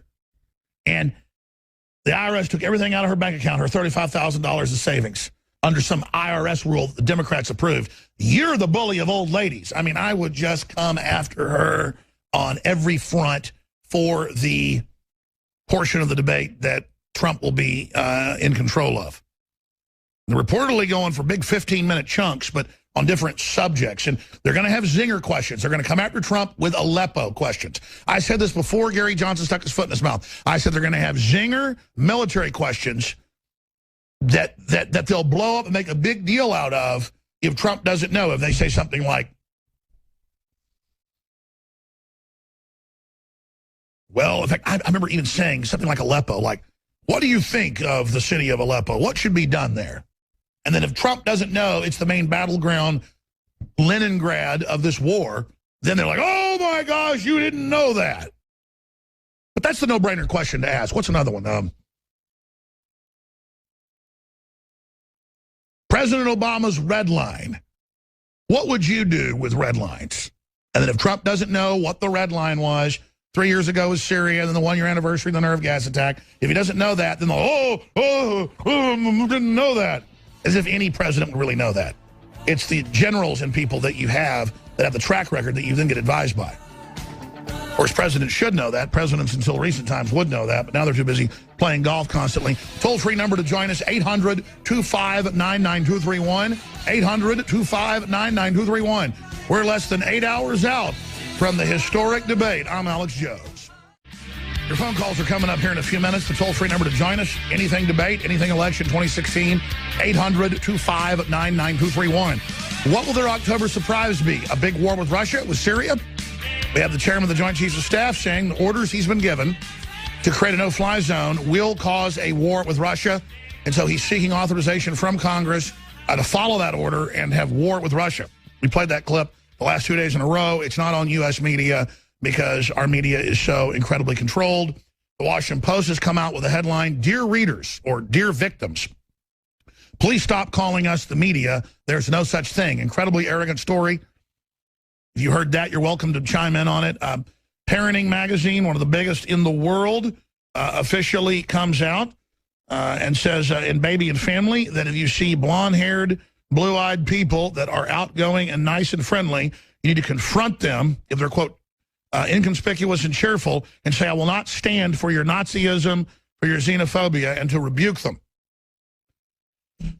Meanwhile, Major University has come out and said that banned gorillas because they learned that they were doing a gorilla mural, a jungle mural, and they were told you will not do that because gorillas look like men and men are bad, and seeing a man who is muscular might trigger a woman. KU bars gorillas from jungle theme decoration. You cannot make this stuff up. And it continues. Police officer cakes are banned because anything police is seen as racist by Walmart. They then apologize. It goes on and on and on. Meanwhile, police killed 5 white people the same day as Keith Scott. And you know what? I'm not going to play this clip again because we played it twice yesterday. But you can clearly see that the black police officer, after he's shot Scott, pulls out 3 gloves that are in his pouch because someone's been shot, and one of the gloves falls on the ground, and it's a glove. You can see the other cop, kick the gun away that was in Scott's hand. It's on video. The guy had a criminal record. He was on medication. The cops are screaming over and over again, drop the gun, drop the gun. But I kept thinking, why does Black Lives Matter not pick the case of the innocent black man shot by the female cop in Tulsa? Well, because when it's open and shut, the cop gets indicted. She's been indicted for manslaughter. They want to pick something that can be a big fight for a year and keep the rioting and the BS going. That's why Black Lives Matter and Soros always pick some case where there's, 30 witnesses that the black guy charges and attacks, the white cop. Or the black cop shoots the black guy who's, waving a gun around. Does that mean you don't run into bad cops? Absolutely. The point is that this is artificial. This is in Hillary's own emails and Soros' own emails to create massive division. And continuing, Washington Post, New York Times lead trend of emphasizing race of white officer, burying race of black officer. Fox News went further, and it wasn't just a typo, it was in a bunch of articles, saying that a white officer in Charlotte, North Carolina, shot Scott. I mean, this is getting crazy, folks. This is getting absolutely nuts. And then we have the MSNBC clip where they go, look, it looks like the cops planted a gun. And it's after they've shot him, and you see the glove fall on the ground. So it's getting absolutely crazy at this point. Let's go ahead and play a clip here of the vice presidential candidate coming out and talking about Hillary is somebody that will not be a me first type of person when that's exactly who Hillary is. What can you tell voters other than trust us that Hillary Clinton's going to do to increase transparency and openness were she to become president? Well, here's what I say. Hillary has a long track record of service in public life, and you can look at that. I tell the story about her being First Lady of the United States when the effort to get health care done failed, and that was a tough bit. Lost, but then it tested her as a leader, and she worked together with Democrats and Republicans to get health insurance for 8 million low-income American children in the CHIP program. The measure of character in somebody in public life, I think, is whether they have a passion for somebody other than themselves, and whether they keep after that passion, whether they're winning or losing. Hillary has demonstrated that again and again, and I think that's a sharp contrast to a Donald Trump whose only recognized passion in his life has been for himself. No great president of this country has been primarily a me-first person. Okay. The great presidents are people who watch out for others, and that's who Hillary Clinton has been, that's who she is, and that's who she'll be. Donald Trump made his money by creating jobs and building buildings and creating industry and Donald Trump is known to give massive amounts of charity. Hillary Clinton is a pig-like creature that gave 5.7% of the charity money she raised for Haitians and others to the Haitians. Now, the only person worse is Bono, who only gives 1.8%. I mean, imagine you put on a concert, you raise hundreds of millions of dollars globally, and then you keep 98% of it. I mean, these people are monsters, but the left media covers for them. So I want to do a video with clips of Kane there, a special report. Maybe I'll shoot it after the show today and have it for the debate coverage tonight, where we've got Kane saying that and then showing how the Clintons don't give tips, that's on record, and don't give the money they get from charity to people. This is monstrous. And then they want kids in No Child Left Behind and all this, elementary school, pre-elementary stuff, so the state raises your kids. I mean, this is so sick. But what did Charlie Rose, even the globalist, is leaving the sinking ship? He said, how can Clinton win trust with one debate after failing to do it in a lifetime? She's a wooden, robotic person that looks like she's wearing a plastic Joker mask. She looks like a Halloween costume. And I don't mean that because of her, quote, looks. She's not a bad-looking woman. It's that whatever animates her is so Joker-like, she's scary-looking. I mean, I can't even do the faces she makes. It's weird. We all know what I'm talking about. And tonight she's going to face Donald Trump. I don't know how she's going to do it. Maybe if they've pulled her off the campaign trail for a full week, she's going to have the stamina and the strength. But she was tottering when she went down the stairs this morning in New York. Stories on Infowars.com. It's on Drudge. Hillary's instantaneous health morph, unanticipated poll reporter surprises Secretary Clinton. And then she suddenly, oh, I'm doing great, after she kind of toddles down the stairs. But the bigger question is, sick Hillary wears heavy winter coat on warm afternoon. That's another question. Now, after I take some phone calls, we've got a whole stack of news on the polls here. Over in Ohio, Clinton campaign pulling plug on battleground state. And our own Millie Weaver went undercover in Cleveland into their main Democrat facility. And it's an interesting interview. It's on Infowars.com. It's long, but she's in there undercover talking to the head campaign people. And they go, yeah, most Democrats we run into actually support Trump. It's really hard to find anybody that likes her. It's incredible. And Millie's report is important, but I think we should cut it down and reissue it with the headline, Democrats, undercover tape, Democrats panic, say they can't find any Hillary supporters. And that's what we've been finding. She can't get crowds. She has to go to other people's crowds. Most people were going to vote for Sanders, but she still stole it. And I've noticed that Fox News continues to have the worst polls against Trump to show how they're good liberals now since they've had the coup over at Fox. Oh, there's still Fox and Friends. There's still Hannity. There's still a little bit of old Fox there, which wasn't perfect, but my God, it was better than it is now.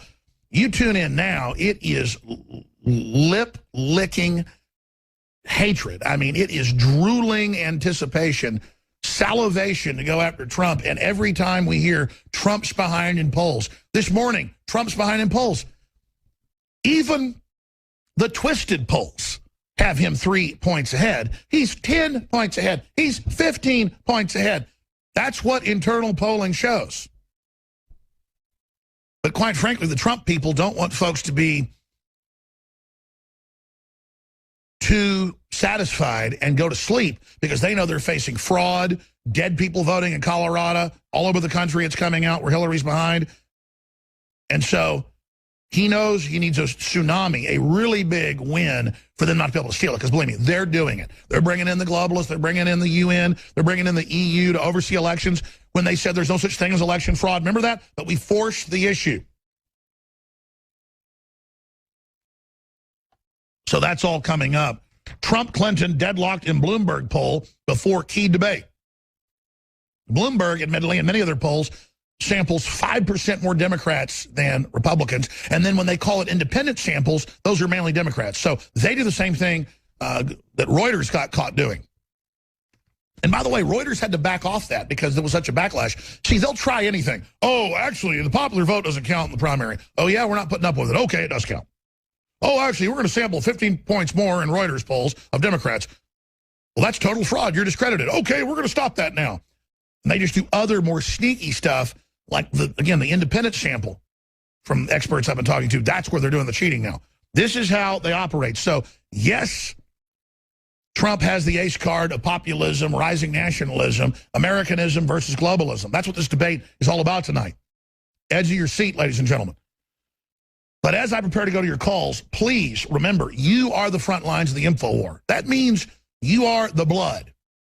You are the guts. You are the sinew. You are the muscle. You are the bone. You are the brains. You are the eyes. You are the nose. You are the ears. You are the feet on the ground. You are the Minutemen and women.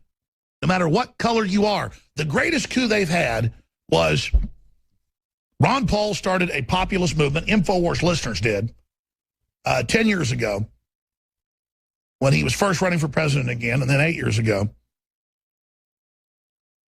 And it was called the Tea Party.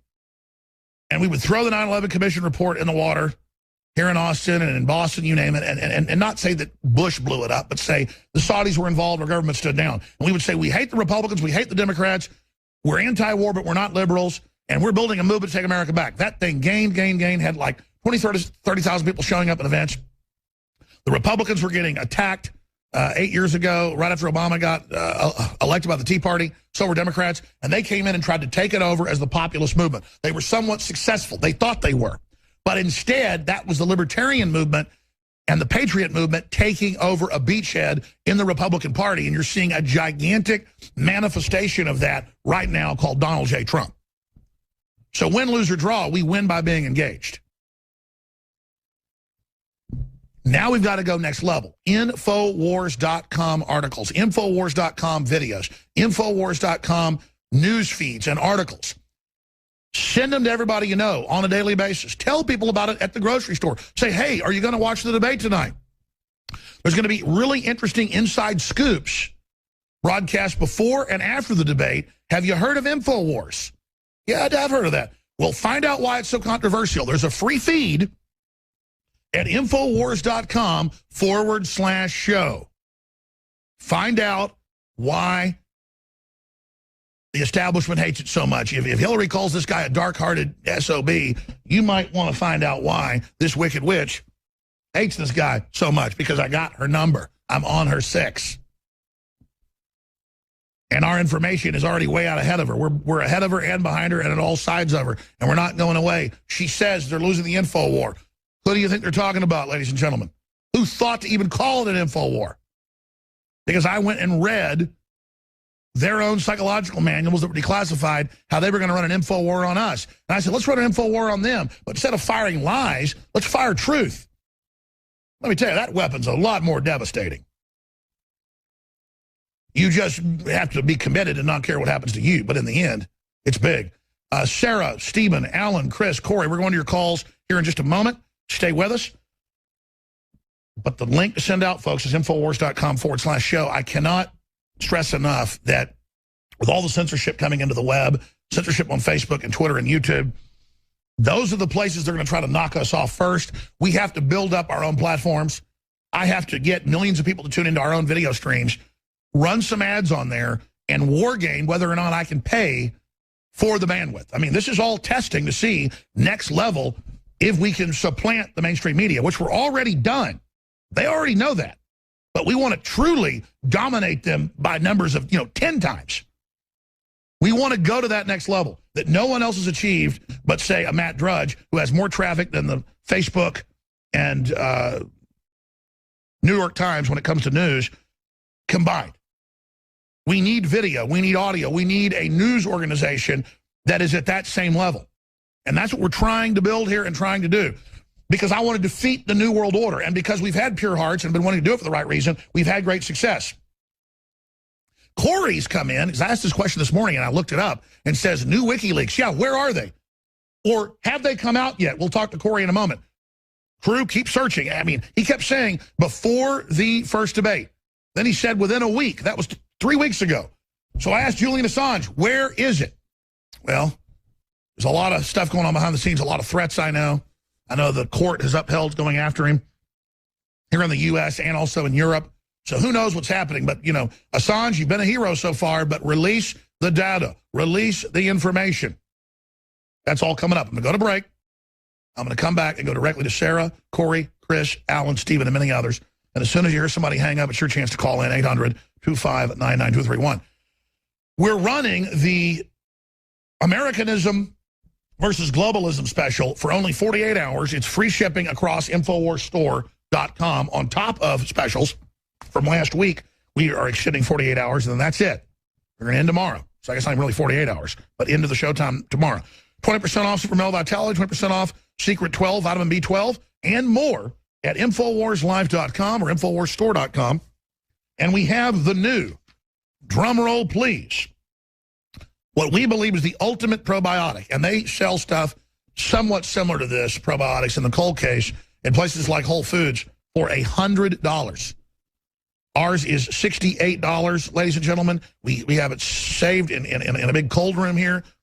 We ship it with a cold pack to you, 60 capsules, biome defense, 50 billion live and active cultures from 23 different probiotic strains, which are known to support digestion and intestinal function. We could have easily come out with one of these, 4 or 5 years ago when I launched InfoWars Live, but we could never come out with the ultimate. This is the game-changing, cutting-edge, top-of-the-line, over-the-top, absolute hydrogen bomb of super high-quality biome defense to knock out the bad bacteria, the bad flora. And the best part is it also supports the transmission, so it's a win, win, win, win, win, win. All points of the compass win. Symbiotic win in every sense of the term. Earlier last hour when I thought a pen blew up in my face, and I thought one blew up last week, a pen had blown up at the bottom of my Alamo cup that I bought at the Alamo. I shall never surrender or retreat. Victory or death. William Barrett Travis. And there was a blown pen at the bottom. That's why all the pens were suddenly leaking. So I guess the Precise V5 RT is not bad, unless it was one of those that actually blew up. But a little side issue. I don't know why I'm getting off into that, but it's important information. Should I tell you about Colonel Travis a little bit? No, I think I'll just leave all that alone. I could write a book sometime, though. All the family lore and stuff, but it'd sound like bragging, so I'm not going to do it. I'm going to stop right there. Let's just, I told us about the stuff going back to England and the Welsh and all that. Oh, my gosh. But everybody's got great family histories, I know. That's why the globalists want us to forget our histories and forget where we came from, because they are putting us into a future that is built on treachery. They don't want you to know what your ancestors did, ladies and gentlemen. We're going to go to Corey, Sarah, Stephen, Alan, and Chris right now. What do you think is going to happen with the debate tonight? Sarah from Florida, go ahead. Hello? Yes, ma'am. Hi, how are you? Good. Good. Well, I guess I should start off with the fact that my daughter and I, we marched for Bernie at the DNC. And basically, we're really scared about this election. We're really scared about our choices. And one of the things that I personally have, developed as an opinion, I really think that these candidates are the same. They just have a different way of putting things. It's gotten to the point of where I don't trust our government or our media anymore. It has scared the hell out of me. My oldest daughter went to the DNC, was the youngest one marching on her own. She's the one that wanted to go. She's published in Rolling Stone magazine, and many other media outlets that interviewed her were blown away by how much she knew on her own as a 14-year-old. And this was from all different parties, because we are actually truly independent. We both like. Well, let me ask you this. What do you make of the fact that even Stanford University did a study, their professors, and they had computers, he wasn't just robbed by the superdelegates, he won 11 states they took. He was, by a huge margin, the real nominee. I mean, how could you not vote for Trump? Because you're saying that they're all the same. Trump is against NAFTA and GATT, and China has all these unfair internal tariffs on their currency and on their federal taxes and on their corporate taxes, where we can't compete. And again, like, I am independent, and I'm against Trump. I'm not against. No, but what I'm saying is they're not the same. Listen, China has a lower corporate tax than us. You know what that means? The corporations wrote it like that in the U.S. because they wanted to go to China. It means they won't base themselves here because we have the highest tax in the world. Okay. But then, again, we need to look at the fact that China is one of the places that is on Trump product label. Well, actually, it's Mexico. He's been totally honest. He said, listen, people won't buy a tie that costs $100, but they will buy one that's $50 that I pay $20 to get made in Mexico. As soon as we change things, I'm going to build stuff here. A lot of what he does build is here. He's been totally I get stuff made in Mexico. I'm about making our country more powerful and reliant on itself, like he does preach. And it's just, like I said to a lot of people, there's a lot of separatism going on. No, I hear you. Listen, I've got to jump. I'm going to come back with more calls in 70 seconds. Sarah, and I understand it is a dangerous, scary time. The whole power structure, the internal emails, Bohemian Grove, the whole elite hate Trump. Foreign leaders, the communist Chinese president, the Saudi Arabians. Believe me, Trump is the guy. He's for real. It's why they're so scared. We'll be right back on the other side of this break. Stay with us. We are less than 7 hours out from the official 90-minute debate held at a university in the state of New York. We're going to have live coverage really for 2 hours before. We're going to have some right side links where we're working with them, some with some of their reporters. Some of our reporters are going to be on the ground, Mr. Schroyer and others. We are going to have, again, their analysis starting at 6, actually. We've been saying 7 o'clock, but my reporters are chomping at the bit.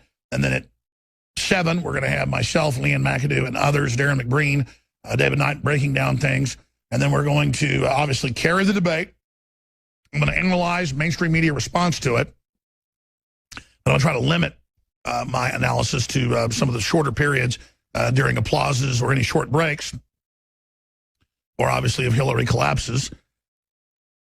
There are no breaks. They will not turn the mics off. She can't go to the bathroom for 10 minutes and just disappear. And kind of just, press her stopwatch and stop time, space continuum.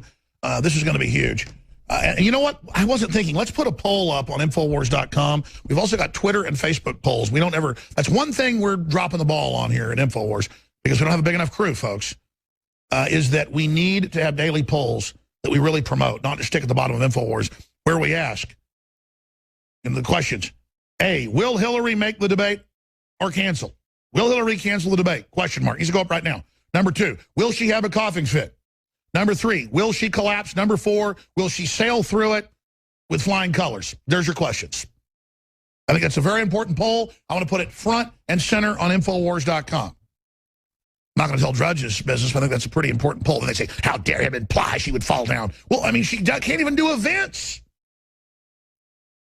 So let's put that poll up front and center. Poll, will Hillary make tonight's debate? And then put the poll under it. And some of our articles where she collapsed under it. Corey in Texas, you say, new WikiLeaks, hacked election. What's your point on that? Yeah, first time, long time. I'm here in Austin, the heart of the resistance, and just wanted to get your thoughts on the next WikiLeaks release. I know Assange had hinted on Hannity and the Kelly file that he was going to release the new docs before the first debate. He even implied he was going to... Yeah, he said that 4 weeks ago. He said that 3 weeks ago. Then he said more coming in a week, probably, and now we've seen nothing. Yeah, so we scour kind of like the internet daily, kind of waiting for the news to drop with nothing. Didn't know if you thought this was maybe a tactic to release them later on because the American voter might be too short-minded to really, keep... Sure, well, here's the problem. He should have released them, say, last Thursday. Friday's a bad day, but say last Thursday or Sunday morning.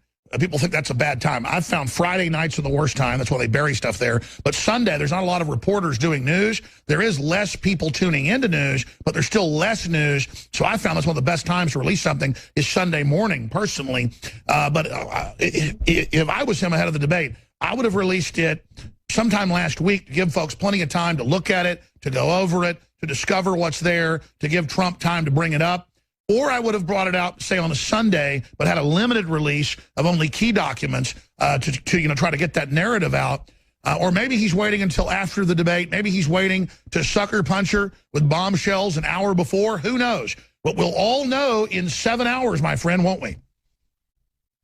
Right. Well, we'll be tuning in at 7 Central Time to your early broadcast. Well, God bless you. And please send the link out, Infowars.com/show. Because we've got a whole bunch of different feeds. We've gone out and licensed and a bunch of different ways to carry it. But I'm mainly still going to be playing clips and live feeds off mainstream news. I'm going to be watching what they do. And I've got the whole team is going to be on this show. Thank you so much. Corey, what do your guts tell you? Will she make it? Will she have a coughing fit? Will she collapse? Or will she get safe sail?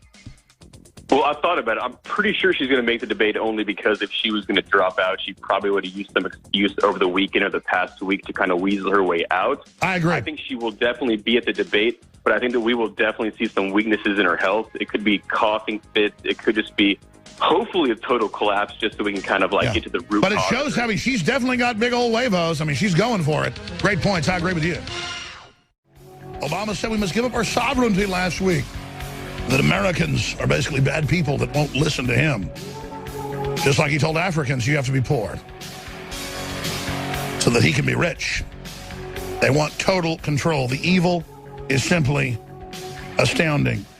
Did I get to the Charlie Rose clip, or did I just talk about the Charlie Rose clip? We need to play it. This is Charlie Rose says, how can Clinton win trust with one debate after failing to do it with a lifetime? This is CBS. Here's Charlie Rose actually telling the truth. I mean, I'm seeing big wigs desert her, folks. They know she's got reportedly a brain tumor. She's having convulsions every 20, 30 minutes. This is crazy. They are deserting her. They know he's way ahead. So now they say that he's neck and neck. No, he's way ahead. We're going to talk to Paul Watson here in just a moment. Your phone calls as well while Paul Watson rides shotgun with us. But here is that clip from Charlie Rose. Do you think she can change the trust dynamic in one debate when, in fact, she hadn't been able to do it over a lifetime or in terms of this campaign? Well, the central question of this entire campaign is which one of these candidates is going to fight on the side of everyday people and it actually has plans that will make a difference in their lives. Can voters trust a candidate to get that done? And they can absolutely trust Hillary. She has a lifetime record on both sides of the aisle bringing people together and getting real things done. Okay, that's not edited. Or just computer had a glitch. It does that. So we're sitting there listening to that crap. And Hillary, you can trust her. This is a woman that took 94.3% of the Haitian money and all the other foundation money and kept it. And then it turned out her charitable giving, 97% is to herself to make it tax exempt. I remember going and talking to tax lawyers years ago, and they were explaining to me how I could do something like that. And I said, I'm not going to do that. That just doesn't sound right. But that's what these folks do on a big scale, is you set up trust and then you give them money and you give it back to yourself. I mean, it's such a joke. But it's one thing if she gives her money into a trust and then back to herself in a scam. That's bad enough. When she's running around saying raise taxes on everybody, she goes out and does the Haitian relief and raises hundreds of millions and then kept half the money off the top to run the jet airplanes and the hotels and the staff. And then of the other money that was supposed to be given to people, she kept 90+% of it. There it is. 96% of Hillary's charitable donations in 2015 went to Clinton Foundation. I was going from memory there. But do the math. Then if you look at what she did with the Haiti situation, you can actually Google it. She gave 5.7%.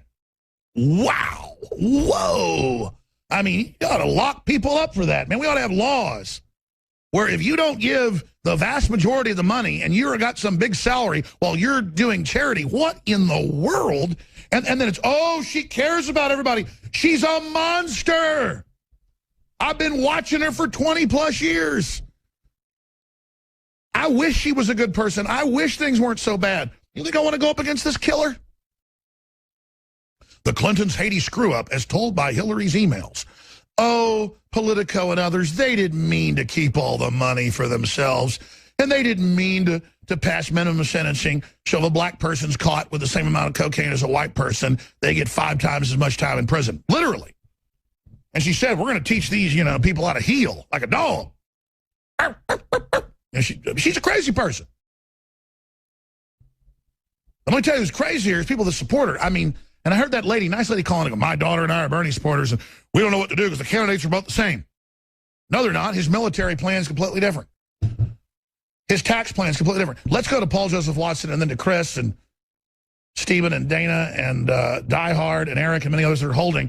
What do you make of this narrative that Hillary's this loving, good person that loves everybody and wants to help everybody, Paul, and then this narrative that Trump is the same as Hillary and that there's really no difference? And now that's a new thing they're trying. What do you make of this? And what else is on your radar screen with October surprises? What do you predict coming up tonight? We're putting the poll up on Infowars.com. Will she still attend? We've still got 7 hours for her to duck out, 6 hours, 45 minutes. Will she have a coughing fit? Will she collapse? Or will she make it through with flying colors? Paul Watson. Well, I mean, she didn't look too well yesterday, Alex. She was wearing a heavy winter coat, gingerly making her way down a small flight of stairs in, 70 Fahrenheit temperature, quite a warm day in New York, wearing this massive, heavy green winter coat. Yet supposedly we were told she overheated just 2 weeks ago in New York. So she didn't look too hot there. With the debate, I mean, the media's already out doing damage control for Hillary. They fully expect her to lose. We've got a CNN headline, "When Romney trounced Obama." And it's basically a long story about how in that 2012 presidential debate, Romney completely crucified Obama, but that it didn't obviously have an effect on the eventual result. So they're already getting their retaliation out ahead of time. So it looks like they think Hillary's going to get beat quite bad tonight in this debate, because all Trump basically has to do is, be quite reserved, avoid her attacks, avoid being baited, and he's going to win the debate. So we've got that going on. Then we've got the rigging, which is obviously the platforms which you've talked about, making Hillary look taller, making her look more authoritative. We've got the potential of Mark Cuban, again, vehemently pro-Hillary, being in the front row. They wouldn't do Trump any favors, would they? That's the point. So they're already trying to rig it in Hillary's favor. So you've got all that going on. Then you've got the actual moderator of the debate, Lester Holt of NBC News, of course. Now, you remember in the previous debate, the presidential forum, which was kind of a debate in one sense, but not in another, they had Matt Lauer there.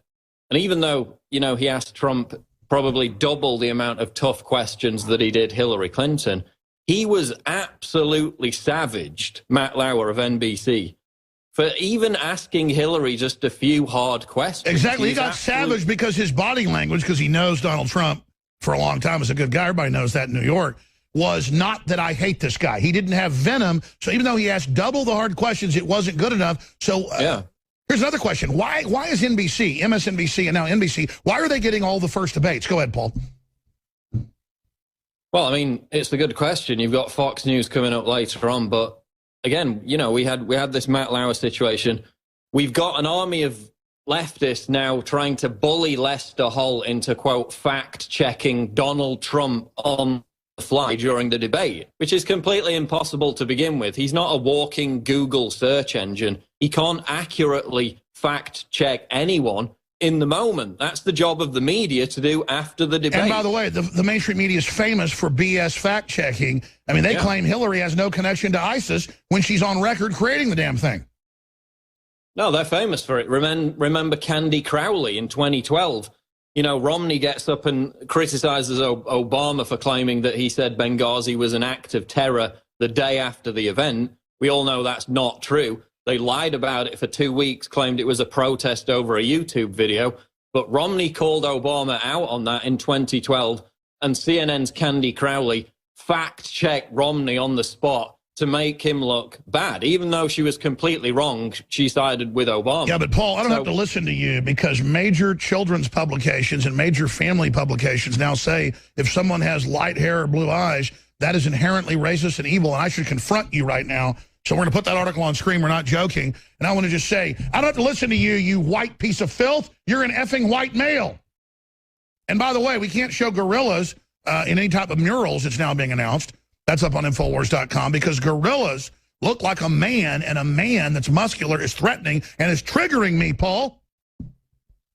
Well, that was a big German magazine that came out with that article, which is linked, the author of that article that you're talking about, she's a member of the same organization as that Stasi member in Germany who's working with Facebook and Twitter to censor Germans, to go after Germans politically, arrest them, fine them for speaking out against the migrant crisis.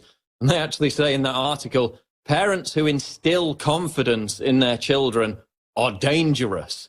And especially if they have blonde hair, which is quite neat and well trimmed, they're dangerous people for doing that. And it says if they're friendly and nice, I've got other quotes here, if they're cheerful, and if they seem confident, and if they just seem like, you know, kind of not making a big deal of themselves.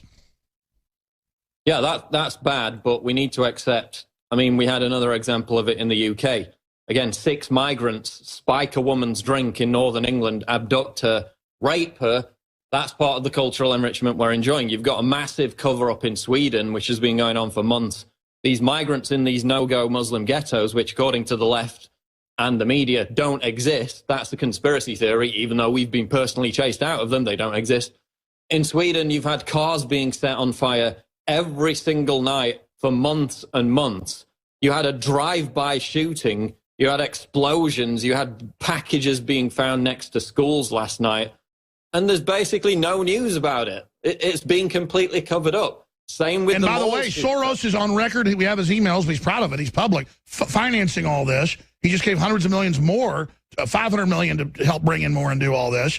And then meanwhile, Fox News goes, oh, look, George Soros gave $500 million to help migrants. No, it's to bring more in.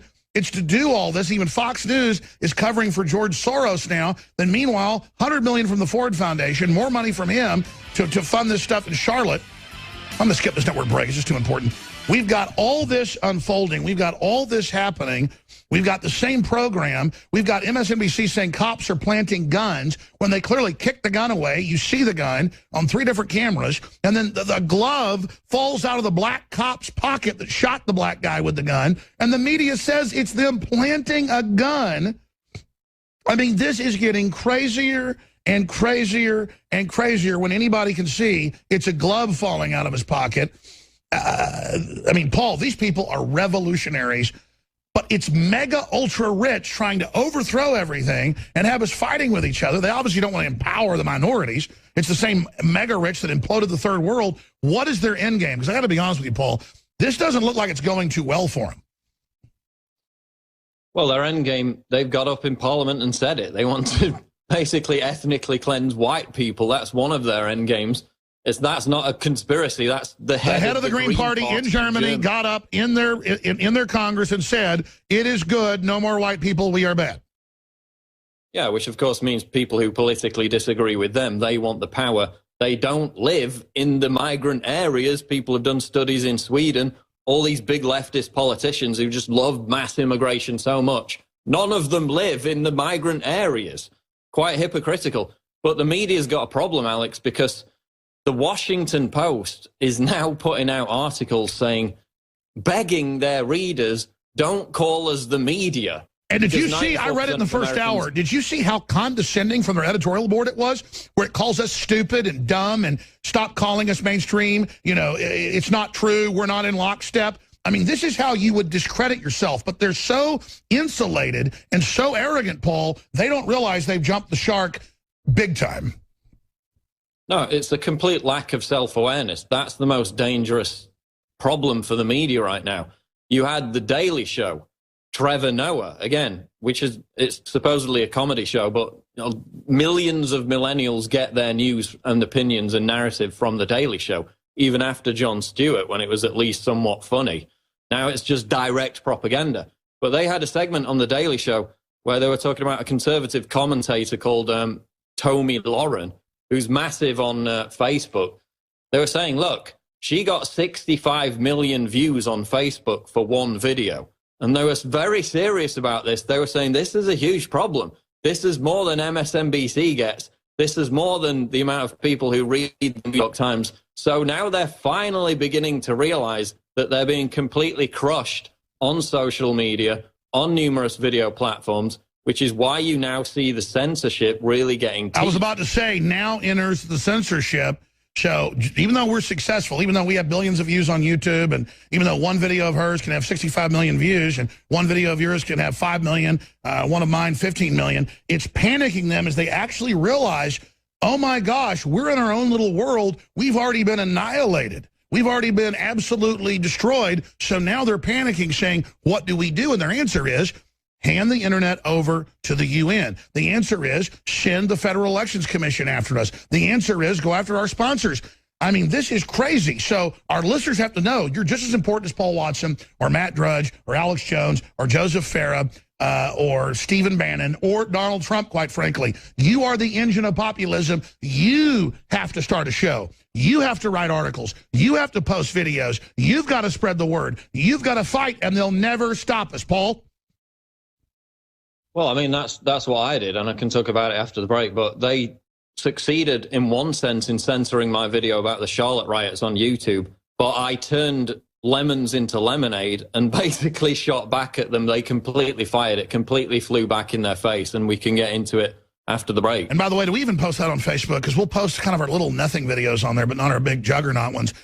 We need to post that to Facebook and point out this video was censored by YouTube. We should post that. The truth about Charlotte that was censored.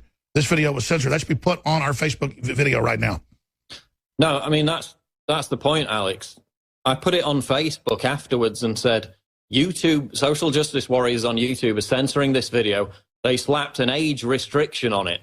Now, it's still on YouTube, but what that does, it prevents the video from going viral. Because when people send it out to new people who don't have a YouTube They're account, lazy and don't log in.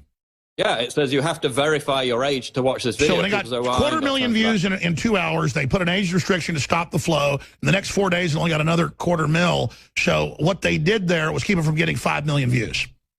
Exactly, but I used it to cry censorship, which is what it was, and put it on Facebook. Well, good. See, we're on the same page. I didn't even know you'd done that. So what happened there?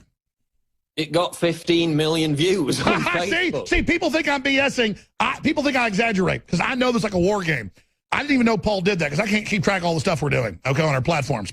I said, man, we should have put that on Facebook and said they censored it. We would have gotten, I said, 5 million, right? Yeah. It got 15 mil. So let's go to, is that on my channel or on your Facebook? Well, it was posted on both. Oh, so it's probably more than 15 million. Okay, well, let's go look and show people. This is an example, folks. They don't have 15 million viewers on an average day on CNN, okay? Their average show has 300,000, 200,000 viewers. Let me explain this. A 3-minute video Paul Watson did got 15 million views. We know the algorithm. 16.2 now, actually. I mean, but that's the thing. Maddow has like 500,000 views. She's their star. We have like 2-3 million terrestrial radio an hour. I mean, I'm not bragging. I just don't get why they're such arrogant pieces of filth, Paul. But you're saying they're coming to that moment of realizing, or did they always realize it for a while? Because we've been huge for a long time. You know, Drudge has been bigger than them for a decade plus. Or are they just now discovering it, or do they now know that their viewers have discovered it? I think they've been locked inside their own echo chamber for so long, they're only just coming to discover it. I mean, it got 16.2 million views. In one 24-hour period on Thursday, my tweets alone got 5 million impressions. You know, I'm doing 100 million impressions a month on tweets. Just tweets. So they're in big trouble. This is why they're trying to censor us. This is why they're launching that YouTube Heroes program, which, again, to fight the trolls, empowers an army of social justice warriors who are already on YouTube, by the way, bragging about how they're going to use this to censor all my videos. It gives them the power. They earn points in a gamified communist Chinese-style credit score system to mass flag videos, to delete comments. And, of course, it's going to be videos with libertarian conservative opinions that they disagree with. It's not about abuse. It's not about harassment. You know, Facebook, I get death threats every day. I complain about them on Facebook, send the reports in.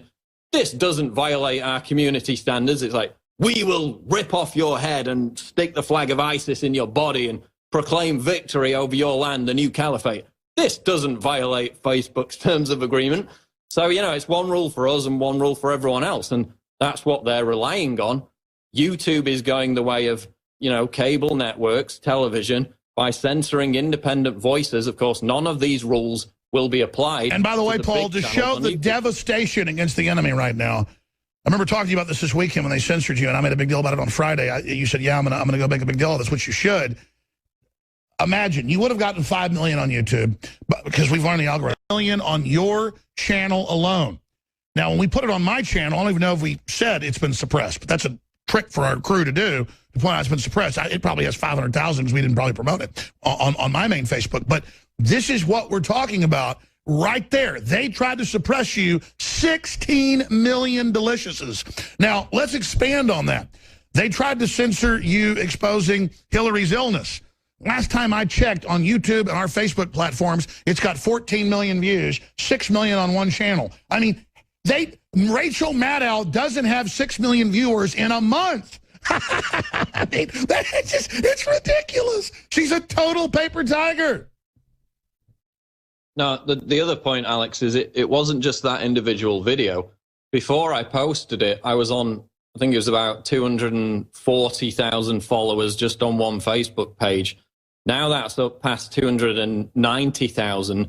So not only did I get the video views, I also got the extra 45,000 followers who will watch future InfoWars videos. So they not only failed to suppress that video, they handed me a huge, gigantic new slice of audience to speak to in future videos. So incredible. I'd like to personally thank all the social justice warriors who flagged that YouTube video. It's been really, really beneficial for future videos, and, you know, it really helps. Thank you very much. I'm like a seal saying, and here's the story. We don't get mad. We don't give up. We just redouble down every time we're attacked. That's always been my philosophy. It's a military philosophy. We never give in. We never give up. We love being attacked. We enjoy it. And we dominate, they lose. If we just went away when they censored us, said, I'm quitting, they censored me. No, no, no, no, no. You attack more when they censor, then you win. Paul Watson, straight ahead, your phone call straight ahead, and more. Debate coverage starts tonight, 6 o'clock actually. We say 7, but it's 6. All right, we are going to go to your phone calls. Steve in Florida, Chris in Virginia, Dana, Eric, Canadian Soldier, and others. Here in just a few minutes, Paul Watson just doing an amazing job. Heading up Infowars.com as the main editor. PrisonPlanet.com as well, working with his brother, who's a political scientist as well, Steve Watson, and the rest of our team. I am so honored to have Paul Watson with us. I've known this guy 15-plus years, and I'm one of the best moves I ever made. God has had his hand on this operation, finding Paul Joseph Watson with his popular blog, Propaganda Matrix, and getting him on the team and forcing him out of the nest, onto the air. You have done well, Lord Vader. So we're going to go back to you here in just a moment. But he does a Palpatine better than I do. Anyways, we channel Palpatine with the office. That is the main rule. Because you can't really mess up on any decision you make when you do like a Palpatine giggle. When you, okay, I'm going to stop right there. Can't give up the secret sauce, ladies and gentlemen. No, I'm getting serious here for a moment. Speaking of... yes, it's like scoring a touchdown when I can't even keep track of the... I say, oh, we have 10 million video views a week. That's like super conservative. It's like, just on our platforms, I can't keep track of it. Some weeks it's like 30, 40 million. It's usually 10, 15, 20 million. It just doesn't sound real. It's like, yeah, okay, we got 5 million views on YouTube. Okay, yeah. The vice president of YouTube tells us the biggest thing on YouTube, and will they please let us monetize it all? And I didn't do that because then they'd shut down the tens of thousands of other channels that carry our info, where a lot of times it'll be some obscure site that its average video is getting like 1,000 views, and one of mine will get 10 million views, or one of Paul's will get 15 million views. It's, again, The Daily Show might have 1 million viewers. These people are in their own world. That's why when they tried to hire me at big network jobs and radio jobs, they're like, you don't want people running around kissing your ass? You don't want to be here in New York City or L.A.? And I'm like, no. You don't want to, like, be like one of the big Fox reporters? Oh, my gosh, Megyn Kelly, why, she's got 3 million viewers. Oh, my gosh, 3 million viewers. Oh, my, it's so huge. And then her average videos, she doesn't hardly ever have viral videos. See, in the real world of people voting with their clicks, you people are losers. I mean, if I want to find hot-looking chicks online, I can find them. I don't need to go look at Megyn Kelly. Heck, Megyn Kelly, can you imagine actually being with her on a date? The arrogant, power-tripping woman. As I get older, I get more choosy. And I got to tell you one thing, I wouldn't touch Megyn Kelly. I mean, Megyn Kelly looks like a nightmare. A little young Medusa. She'll probably end up like Hillary. We're going to go to Paul Watson here in a moment. Briefly, we are running big specials for the Americanism versus globalism Grand Slam Super Debate. Oh, let's get ready to rumble. Free shipping store-wide, InfoWarsStore.com, or when you call toll-free, we can answer all your questions, 888-253-3139. And the new high-powered InfoWars probiotics have arrived. 7 years being designed. I've only been doing this company 5 years, but we would never carry one because I wanted to have the very best. And we kind of got crazy about it, but now we have it. 50 billion live and active strains, working with some of the top companies in the world to get these strains, 25 different, 50 billion in each pill, ladies and gentlemen, or 23, not 25. It's amazing. It is the ultimate. In fact, I'm going to take one right now. I keep forgetting to take I take these 3 times a day. It's recommended you take it once a day. I give it to my children as well, and it changed my life. Because I've always been taking probiotics the last 4 or 5 years, but because our guts are so dead, all the pesticides, all the bad bacteria, this is essential. Go do your own research. Most of you, I know, are more informed than I am. It also supports the broadcast. Biome Defense, now available, and free shipping out of the gates for all products at InfoWarsStore.com. And also, the last day, Supermodel Vitality, 20% off, and our vitamin B12, Secret 12 as well. And you help build this operation. You are the InfoWar. So I want to thank you and salute you. Sorry, Paul, I want to go to some calls. You've got a lot more to cover. What more do you expect in the debate? What other angles should we cover after we take a few phone calls? I know I kind of went into a little bit of a, let's just be honest, a little bit of a endorphin rush there. I'm high as a kite because it's not just that you got 60 million views on this video. That happens all the time. It's just realizing that I'm not even keeping track of this. And I saw 4 or 5 of our videos the last few days that had millions of views without even looking. We just take it for granted now. We are really wrecking the hell out of these people. This is historic, Paul. No, it's absolutely huge, and the numbers show it. I mean, it's almost going parabolic on some levels. You know, the more followers you get, the more views you get, the more that compounds in future. And that kind of runaway viral element to it, that's what really scares them. That's why they're now finally starting to come to the realization that they're being crushed. You saw it with Brexit, again, that complete lack of self-awareness. The polls saying, oh, this is going to be a walk in the park. Brexit supporters are all racist. This isn't going to be a problem. Boom, absolute shock. They were defeated. Couldn't believe it. You had butthurt millennials crying all over social media for weeks and weeks afterwards because it was such a shock to them. And that looks like it's on the same trajectory with Trump, but it remains to be seen. The thing about this debate is we were talking earlier about, you know, Candy Crowley and the left push to bully Lester Holt into being an activist moderator. Well, they spoke to some people at NBC News. This is in a CNN article. And it says, with regards to fact-checking, Lester is not going to be a potted plant. One NBC staffer close to Holt said. Another staffer seconded that sentiment. So even though he's a registered Republican in New York, he might still be a never Trump person. But they're putting pressure on him, especially after this Matt Lauer thing at the previous presidential forum, to be an activist moderator, to constantly interrupt and challenge Trump. And by the way, I'll be honest, I didn't even know that he was a Republican, but it's like I didn't know Kurt Russell was a patriot. I just don't like any of these anchors. I mean, almost none of them. I like Brett Hume, even though he's goofy, and I don't agree with he's a rhino. But I tell you, I really like Lester Holt. Anytime I see him, I like stop and listen. And I mean, Williams and all the rest of them, I can't even watch those people. So I didn't realize he was a Republican. No, he is. And, you know, it remains to be seen whether he's pressured into becoming an activist moderator, because they also got heat for the Matt Lauer thing. I think it was the president of NBC, Andrew Lack, I think his name is.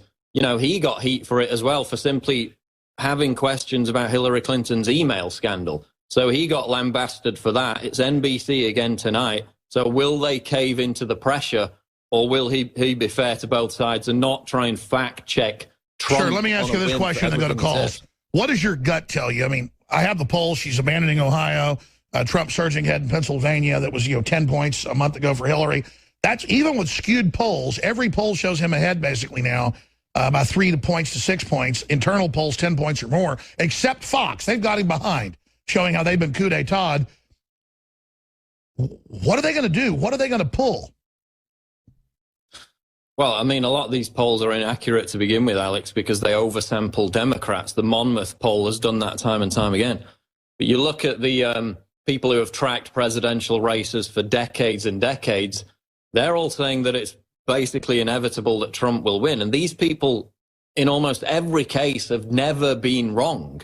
So whereas these polls in, statewide might change from week to week, these established political analysts who have tracked and successfully predicted presidential outcomes for decades and decades, there was another one in the Washington Post on Friday saying the same thing.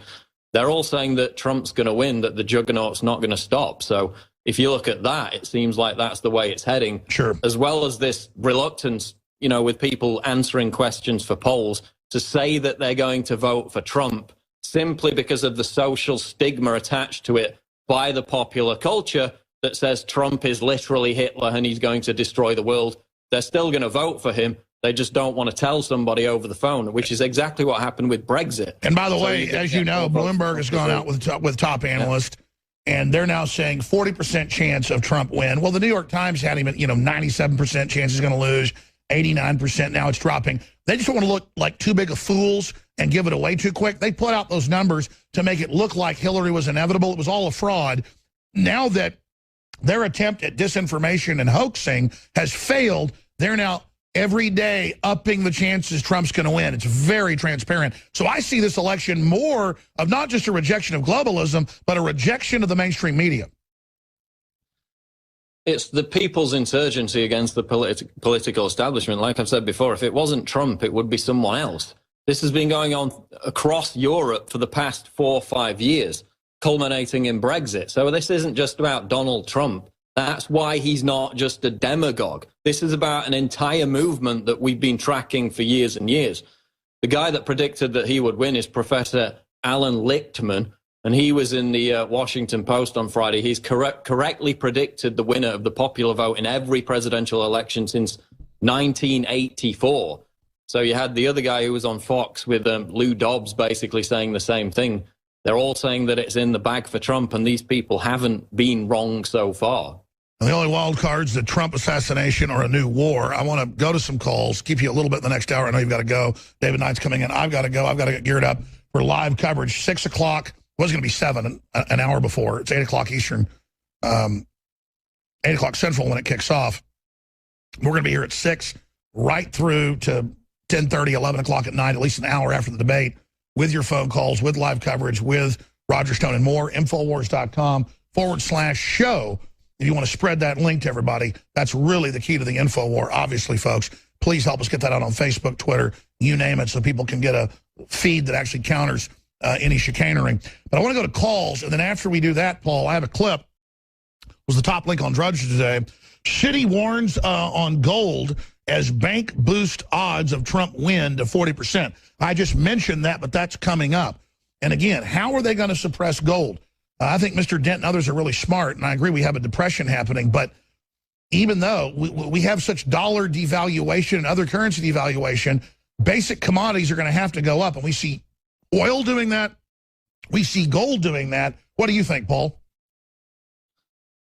Well, I'm not sure where it's heading in the near future, but I know that after Brexit, before Brexit, they said there's going to be an economic collapse in the United Kingdom. There's going to be a house price collapse. Everything's going south. It's going to be a financial Armageddon. Nothing happened. It was all fear-mongering. It was all hyperbole. Again, they had a headline in the Financial Times on Friday, the Trumpian threat to the global order. The liberal rules-based system established after 1945 is under unprecedented strain. So that's the new thing, is a crashing economy if we don't vote for Hillary. Let's go to phone calls here. He's been holding the longest. Let's talk to Chris in Virginia. Thanks for holding me on the air with Paul Watson. All right. First thing I think is that they're going to try the strategy of the unfit for president, because that's the only thing I see them going with, to try to make Trump look unfit. So I think he's going to have to hammer her on the economy, to keep her focused on the economy and what's going on there. What do you think, Paul, about what Chris just said? I think his best method of attack will be foreign policy. Obviously, Benghazi, the fact that she personally supported and celebrated a policy, even though she's wailing at Trump about Islamophobia, a policy that displaced and killed over 100 million Muslims as a result of, toppling Gaddafi. I agree. That's the key to go after her, being the mother of ISIS and the modern Al-Qaeda. Also, what about her only giving 5.7% of the money she got for Haitian refugees to charity? That's going to be key, as well as the Saudi Arabian connection. She's going to get up there and again claim that the fact that she has female genitalia is the prime reason for her becoming president, and Trump can immediately fire back and ask her about the donations from Saudi Arabia, a country that treats women little better than cattle, a country that just allowed them to ride bikes for entertainment purposes only. They can't even travel on bikes. That's how suppressed they are in Saudi Arabia. Yet Hillary Clinton, the champion of women's rights, takes hundreds of millions of dollars from them. That's the key attack. That's right. Chris, what else would you attack on? How should Trump go after her? I think he should also go after her on the old cocaine rumors of the Arkansas days. Because if you can make her out to be a criminal, basically, it can hammer that home that this lady is a criminal. And I've interviewed the CIA people that were there with the planes full of cocaine. He can say, you need to be investigated for MENA and what you did, just like he brought up Ted Cruz's dad in the CIA, and boy, Ted Cruz dropped out the next day. Great points, Chris. Do you think she'll make it? Do you think she'll collapse? Do you think she'll have some kind of problem? I think they pumped her up with enough drugs to make it at least for that hour and a half. Now, after that, I don't know. But why can't we make arrests? Like, I know we have a lot of patriots in the government and a lot of people leaking information. Don't you think it's getting to the critical time now that people need to stand up and start making arrests? Well, it came out that the FBI never intended to indict her and is totally controlled. So I got to say at the top, our government is run by criminals. There's no doubt. Thank you. Paul, what about the criminal option? Isn't there some state courts that can go after her? She has been caught violating national security laws. I don't know about that, Alex. I'm not a lawyer. But the other thing about the debate is, this is an audience that has been told to remain quiet. You saw with the Republican primaries, whooping, hollering, laughing throughout, shouting out. It's going to be half and half Hillary Trump audience. Will they get a heckler in there? We saw how Hillary responded with her handler having to calm her down when she last had a heckler. Or could Trump get a heckler? Could that influence the way the debate goes? It could happen, given how fraught tension's on. Let's go to Steve in Florida. Steve, you're on the air with Paul Watson. And then our debate coverage, I should add, Steve, from Florida, does begin 6 o'clock tonight. Central really kicks off at 7 officially. Infowars.com/show. Go ahead, Steve. Yeah, pleasure as always to speak with you, Alex. First of all, I wanted to give you a quick plug. I take many of your wonderful products, but I have a poetic plug for one that I use a lot, and that's Silver Bullet. If you're sickly and feeling ill, your infirmity you wish to kill, take aim with Silver Bullet. Like a 9/11 inside job, you'll pull it. Yes, drop some Silverstein 7. Shoot yourself into healthy heaven. That's almost a limerick, isn't it? And I want to say this, Alex. I have the theme for the debate tonight. Sure. And I wish I could do this myself, come up with a caricature. You know how Hillary was using the oranges? You need to superimpose Hillary's face on an orange and have Trump coming up behind her with the Constitution in one hand and the Bill of Rights in the other, on either side of her head, the orange, and underneath the heading, Juice the Orange. All right, very interesting. I appreciate your call on that point. We've got Dana in Florida. Let's talk about cops and media, martial law, gun control. We've got Eric. Let's talk about debates tonight. We'll go to him first. Canadian soldier, owl killer, and others. Paul Joseph Watson is our guest. He heads up the editing and much of the work and does a great job at Infowars.com. And the rest of our team will all be here tonight covering the debate live. Stay with us. Tonight, the link is Infowars.com/show. Or just go to Infowars.com. It'll be posted on another article on the front page where you can find the free video and audio feeds. We're going to embed at the top of Facebook our video player. We're also going to be simulcasting on YouTube. But they can censor us, so we've got our own backup system that we, the people, help build. So thank you, listeners, for all you've done. And I keep thanking the listeners because I want you to understand, You're not a spectator here. You're a participant in all this. I want to play this clip for Paul, then come back and take a few calls. This is Citi warns on gold as bank boost odds of Trump win to 40%. But the New York Times said Hillary was 97%. I mean, they're owned by the Mexican kingpin, so it must be true. Here is that report. Exactly is Citi saying? Yeah, well, Citigroup is seeing increased volatility in the gold and the forex market through to the end of the year because of the U.S. presidential race and because of the possibility that the U.S. Fed may hike interest rates in December. As you said, it says the presidential race is tightening in the U.S., and now it puts a probability of a Trump victory at 40%, up from 35% just a few weeks ago. And now, of course, this is ahead of the televised debate in the U.S. this evening. Heidi. Right, so, I mean, where does that leave their price forecasts?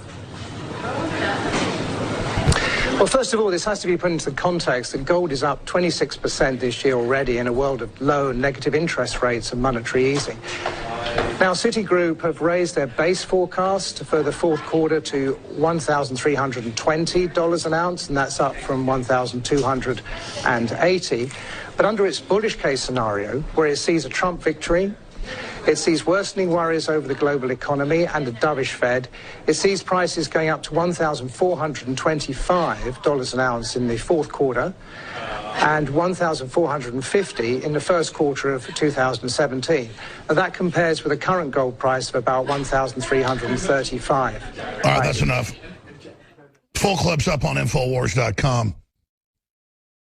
My nose is never wrong. I mean, I said, I've not been promoting gold for about 3-4 years, and I came in and I said 6 months ago, I said, I think gold's going to go up massively, 30-40% by Christmas, and it's up 25% right now. I don't know how I know all this stuff. I'm not bragging. It's just crazy. My gut is never wrong, and it's never wrong. I mean, it might be wrong someday. The more I listen to my gut, the better my life gets. It's amazing. We're about to go back to Paul Watson for a few minutes in the next hour in your phone calls. Then David Knight's taking over. But first off, one more sponsor that makes all this possible. We have the summersolarsale.com. That's solutions from science. They have a whole bunch of great solar panels, solar panel controllers, wind turbines, the very best systems at the lowest prices. And they're always updating what they sell. They're just, been around forever, Bill Hyde.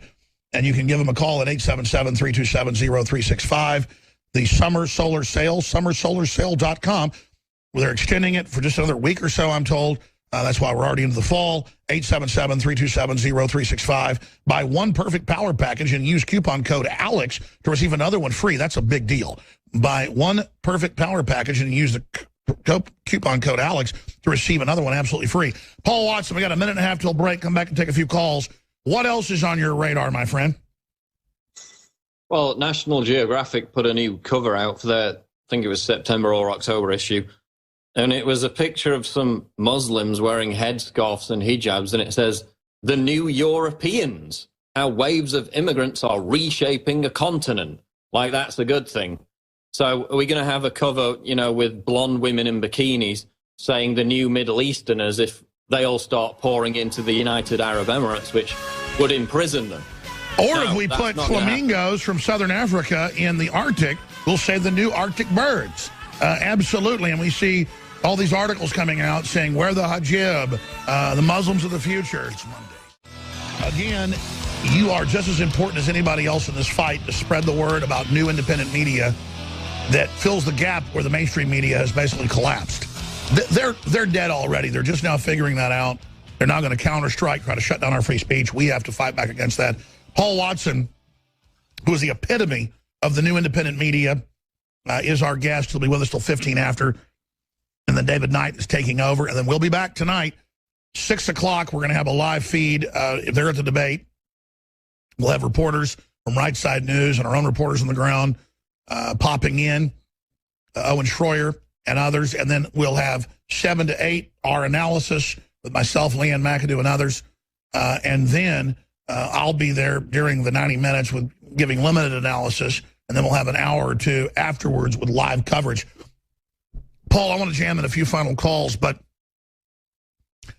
when I talk about you being, or InfoWars being, an example of the real media, 15 years ago, joining InfoWars or starting your own website, I guess 17, 18 years ago, Did you ever imagine you'd be here now? Well, it was always the goal, Alex. It's definitely accelerated over the past 2 years just on the social media platforms. But of course, we've got to recognize and always remember that those aren't always going to be there. Like Drudge warned about, these internet ghettos, these social media ghettos, they can be handed out and taken away on a whim, which is why you've now got YouTube with its Heroes program, with these people salivating over the fact they're going to flag and censor my videos. But we will always have, unless they censor the internet outright and come after it with, with government power rather than with mob outrage power, we will always have InfoWars. They will never be able to censor that. That's why it's always key to have your own platform. Facebook, Twitter, YouTube are only mechanisms to divert traffic back to your own platform. That's what you've always got to bear in mind. That's why Drudge has remained, safe. That's why you've got Breitbart. That's why you've got InfoWars. We can always rely on our own platform. If you put all your eggs into the basket of social media, they can take it away on a whim. In fact, they had a prominent Turkish journalist today. Twitter is suspending his account on the orders of the Turkish dictator Erdogan because he was critical of him. This is a mainstream journal. Unprecedented. Yeah. Twitter's now mostly owned by Saudi Arabia. They allow Islamists to run riot, but yet they censor conservatives. Now they're censoring a prominent mainstream Turkish journalist because he criticized the dictator. So that's what happens if you allow everything to be segregated into these social media ghettos. Why does the so-called to build left, your own platform first? Exactly. Why does the left have no shame? I mean, they're allied with the scum of the earth now. They're filth. I mean, they are really bad people.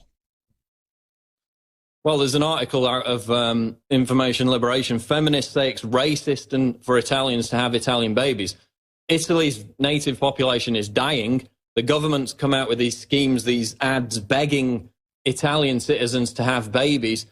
The leftists in Italy came out and said that was racist, that was sexist. How dare you tell women what to do with their own bodies?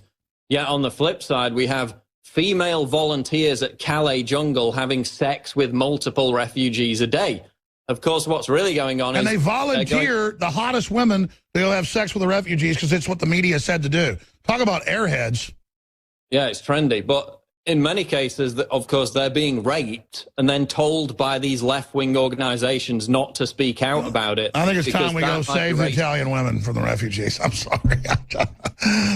I'm sorry. Go ahead, Paul. No, we've seen in several cases they've been raped and they've come out after and said, well, I didn't really want to say anything about it because that might be racist. Swedes on trains being raped by migrants and saying, well, I didn't tell the police because, they're migrants, they're from Iraq. Perhaps they should have the right to rape us maybe after what we've done. Because they have a superior culture. Stay there, Paul. A few more minutes with you. I want to ask you your gut predictions for tonight. What's going to happen in the debate? How's Hillary going to strike? What's Trump going to do? Paul Watson, a few more minutes, and then I'm going to talk to a few final callers like Dana and Phil, Al Killer, Canadian Soldier, and others. Tonight, 7 o'clock Central, Infowars.com/show. By the way, I know this is a cheesy song, but it's fun for this use. We're not going to have another 42 days. But in a couple days, I've got another song we're going to be using. And we're going to have, basically, by the final day before the election, nothing but countdowns. I tell you, in most elections, I'm asleep through them. Most debates I can care less because there's not much difference. These differences are massive. We had a caller earlier saying she doesn't see the difference between the two. I mean, we have all the internal emails, all the proof, all the big money not giving him money, the Republican establishment pulling their hair out, the Democrats freaking out, every criminal regime from the Chinese communists to the horrible Islamicist Saudi royalty crapping their pants. So... Paul, I'm going to let you punch out here in a few minutes. I'm going to go to these calls and have David Knight come in. But I got to tell you, my friend, I have never been more entertained. And I was really negative 10 years ago trying to get people to really wake up to what was happening. But incredibly positive things are happening. Sure, the enemy's going to pull a lot of stuff. But you can just see history repeating itself where the good guys are going to end up getting the high ground here if we all take action and ask God for providence. But in your gut, let's put it all on the line. What do you predict for tonight's debate? And after you're gone, I'll tell folks what I think. We'll get David's take, and then I'm going to punch out until I come back on for 5 hours tonight at 7. Again, we have pre-stuff at 6 Central, but we're going to start with full coverage an hour before, 7 o'clock Central, at Infowars.com/show. What is your gut level gestalt? What do you predict for tonight? I think if Trump does what his advisors are probably telling him to do, which is to look presidential and not lash out too much at Hillary, you know, not shout. I mean, we saw the video a few days ago from Hillary. Absolutely bizarre. You played it. She was propped up shouting about how she should be 50 points ahead, looking absolutely maniacal. You know, he has to be the opposite of that, you know, quite reserved, on point, presidential. He needs it to be quite a boring debate. Hillary Clinton is going to try and attack him. She's going to try to provoke him and make him fit this stereotype of a woman-hating bully or whatever the media wants to portray him as anyway. So if he just, you know, stays calm, stays steady, and avoids that kind of confrontation and stays on the topics, keeps hitting Hillary on her weak spots, you know, the email scandal, foreign policy, those kind of issues, then he will come out on top. And the media is already panicking about Trump winning this debate. They've got headlines out ahead of time saying, well, Romney crushed Obama in the first debate in 2012. Look what happened in the election. Romney lost. So you can tell by that the media thinks Trump's going to come out on top. And barring some outside influence, of course, you've got the moderators, you've got the audience that could be an influence, but that's probably what's going to happen. When are we going to release the September surprise article? And then when are we going to release Obama saying he hates America and hates white people video? Well, he's trying to crowdfund that video. Last time I checked, he was probably about $4,000 short, but he's got to pay his private eye before he can show that video. So it's going to be coming soon, whatever happens. There are people claiming Obama never said that. Well, the video hasn't been released. We're going to release the video. It's going to be exclusively on Infowars.com. Well, I can just pay for it, I guess. I'm not made out of money, but... Well, he's already raised most of it, but I guess it'll be in the next week or so. You pay it, send me the bill, or I'll just I'll pay it. Just get hooked up with the accounting folks, and let's just get this done. All right, we'll get it done today. Absolutely, just like you did when you went ahead and licensed the AP video, which I get why you did it, or the video from whatever group that was. I guess it was Goldman Sachs that bought it up, or of Hillary collapsing. Obviously, it was fair use. Everybody else had it, but they were blocking everybody's videos and then trying to deny that she'd fallen down for the first day. We had to get the video out there so people would know the truth. So at this point, I'm just all in. History is happening, Paul. So in 42 days, who gets elected? Well, with all the momentum, with the way it's going, it's got to be Donald Trump. And like I warned about in that video from last week, they're getting desperate. I mean, Hillary's going to be a cornered animal at this point.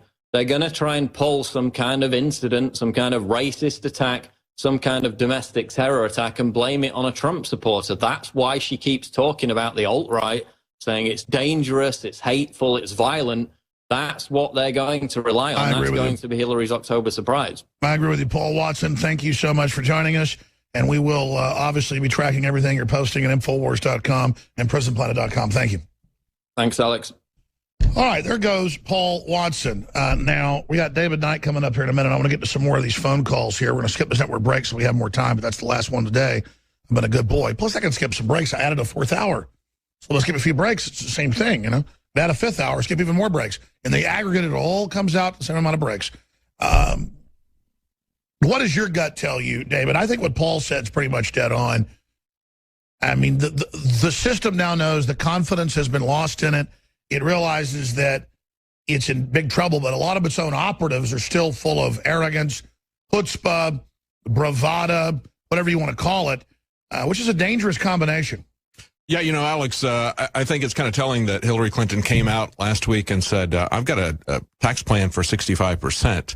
That's not the sort of thing that you want to brag about, regardless of what income level that is. To me, it looks like they realize they've lost and they're going to come out here and say, yeah, we're going to. And by the way, 65% top tax rate would end investment in the country. That's right. I want to explain to people. The globalists we have the highest corporate tax. The big corporations like Berkshire Hathaway and Google lobby for that because they want to move offshore and they want that incentivized and they don't want companies that they can compete with in America being here. The big mega banks want high taxes because they're exempt from them, folks. So a 65% tax would be a death sentence. Sorry, go ahead. Well, yeah, that's trickled down unemployment, as you're pointing out, Alex. You know, think about this also. Hillary Clinton has taken the last week off. Now, I don't know if it's because she's sick. You know, I guess the DNC has become the Make-A-Wish Foundation for Hillary Clinton. You know, her fundamental wish is she wants to be president, so let's make it happen before she dies. But it may be that she just thought she needed a week to prepare and to figure out what it is that she really believes. You know, does she support TPP this week or not? You know, let's do some polling, stick our finger in the wind, and see what this is going to be. But I think, you know, I think it's going to be an interesting debate tonight. I think she's going to make it. I think they're going to prop her up or shoot her up with whatever they need to make sure that she can go the distance tonight. But we'll see. I think she's got some very serious health issues. But she's got the biggest thing she's got before her is that she really isn't sure who she is in terms of telling the people. We know who she is. We know that she is a pathological liar, that she is focused on making millions, tens of millions of dollars for her and Bill, but she's not sure exactly who she is in terms of her public persona. I think it was a big defeat for her as well on Friday when she had said she was going to go to Charlotte, and the mayor there wisely, and this is a Democrat mayor, and remember, it was a black cop who shot the black man working for a black police chief, working in a city that's run by Democrats, and the Democrat mayor said, please don't come. And so that to both of them, but Trump had not said he was going to go to Charlotte. She had said she was going to go. You're going to be covering all this coming up here in just a moment. Let me give folks my brief prediction. I think she's going to be heavily drugged up to not have convulsions. We know she's having convulsions on a basically hourly basis. Yeah. That's why when she does go out in public, she looks so drugged up, because she is drugged up. So if she doesn't look drugged up, then I think she's going to have a convulsion or collapse. I think they're arrogant. I think they're gamblers. I think they're reckless. They've shown that. They've rolled the dice so many times. They think they're invincible. And that's why she shouldn't be president. We don't want a gambler, a megalomaniac, a kleptocrat in power. So I think that Hillary, if she's not drugged up, is going to end up basically collapsing during the debate, and it's going to be epic. And they somehow think they're going to spin that, oh, the poor thing, we better go for Trump. But the reason I think she's going in knowing she may have a convulsion and collapse is because the Democratic Party have set this as a bellwether. If she can't make it through this, they're going to force her to step down, and they're going to put somebody else in there like Joe Biden or like Mr. Kaine. And so this is all or nothing. This is Hillary's career on the line. And the next two debates on the line as well, but this is the big one, the most important day in her life. And I think that stress and the political ghosts that are coming around to haunt her and all of her concerns and all the email scandals and all of it are compounding. And I think the level of pressure she's going to be under is going to be astounding. And I think we're going to see a collapse of Hillary Clinton tonight. If she walks out all jacked up like she's on speed, I think she's going to collapse or have to cut it short or have a break or be hanging on the podium at least. But if she comes out looking dopey and they've got her on all those suppressants, then she might make it through the debate, but she's going to be like a robot, just basically battling through it, David. I want to take a few calls here and hand the baton to you. What's your take on that? I agree with you, Alex. And, you know, I see a lot of chatter from the pundits saying, well, this is going to be very different for Donald Trump because he's used to doing big crowds, you know, cheering crowds. And even the debates that he had with the Republicans, it was kind of like a WWE match. He's done a lot of intimate one-on-one type of things. And I think when we look at that last thing that they did where she spoke for a half hour and then he spoke for a half hour with the military groups, I think he was better than ever when it was an intimate Trump is setting. A people person. Yeah, yeah. I mean, their claim that he doesn't know what to do because he's in the real world, they're in fantasy land, right, is amazing. Okay, great points. Let's jam in a few calls here. I promised to do that. Who's been holding the longest here? Dana in Florida. Go ahead. Hey, I wanted to let you guys know that my husband and I really appreciate all the tireless work that you do every day trying to wake up people, because when we try to say the things you say, people call us crazy and racist and all that stuff. So you guys have a much bigger platform, and we really appreciate your work. I had a thought that occurred to me today that I wanted to bounce off you guys, see what you think. All this misdirection and the animosity and lies about the cops and the media and you know, the obvious stuff that didn't happen that they're saying, like planting that gun. Do you think that could possibly all be just a very early part of another large plan to create so much fear and distrust with the cops that not only does somebody not want to be a cop, but that people would actually support the government removing all power from the cops and just deploying a complete militarized martial law where... Well, sure. I mean, it's the globalists that have made the police have the problems they have. Now they want to come in, the very authors of the problem, and take them over as if they're going to fix it. The very central system that did all this wants a mini civil war rebellion, but against local government. That's what George Soros has done all over the world. It's totally and completely transparent. They want a type of soft martial law, and now you can see the beta testing, the branding, to try to turn minorities into Hispanic and black KKK members. And quite frankly, I don't think it's going very well. You've got the media with their unified talking points to prop it up, but it's not working well. Thank you, Dana. Great points. Let's go ahead and talk to Phil in Florida. You're on the air worldwide. Hey, guys. Thanks for having me on. Listen, I think that Trump needs to hit Hillary on her tax plan, on her email server, on Benghazi, and then the secret 28 pages. I mean, Saudi Arabia. The Senate when they made all that. Yeah, they made all that stuff secret.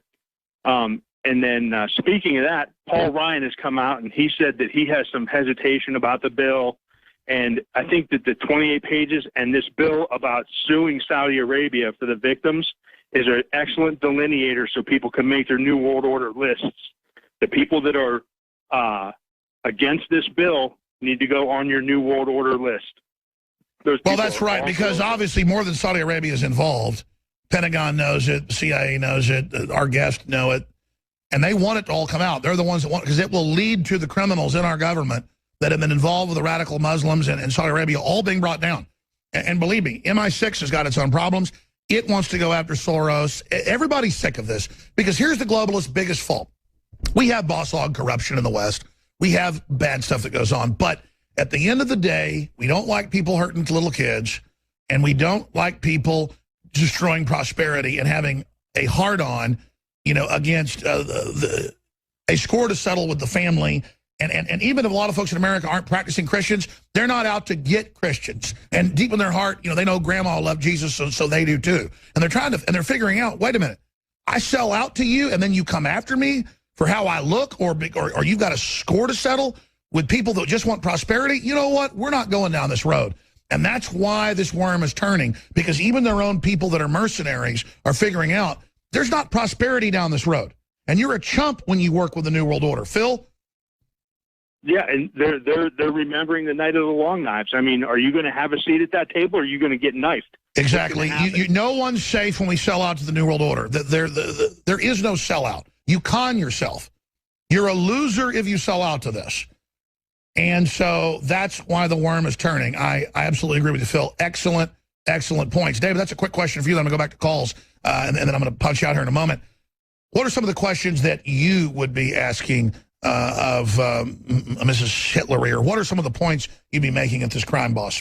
Well, before I get to that, Alex, let me back up just a little bit here and say, when you're talking about this 9/11 bill, Obama vetoed that on Friday. Yes. Hoping that nobody would notice. And we need to shout that from the rooftops, because this is something the people who are victims of 9/11, their families, have been trying to get the right to take these, to take a look at this. And this will expose the Republicans. Years. Like Congressman Jones said, this will bring down the Bush.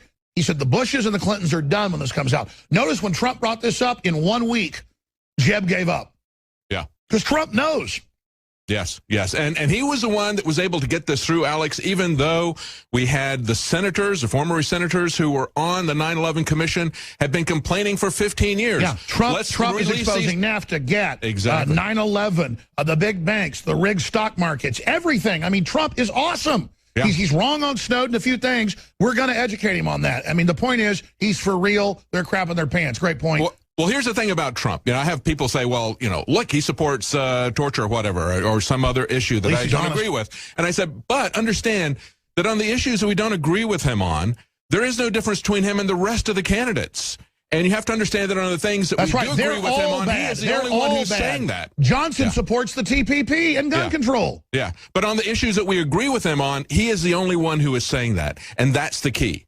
One of the things I want to talk about is Gingrich putting out this tweet yesterday. He said, Hillary Clinton is a fox. She knows many facts. But Donald Trump is a hedgehog. He knows one thing, and that is really key. That is a sign of an effective leader at this level. Not that he's going to get bogged down in a lot of facts like Hillary Clinton is going to get bogged down tonight. And, of course, we're going to be there fact-checking the Fox, Hillary Clinton. No, the hedgehog knows deals have been set up to screw the country. He's out for America's interest.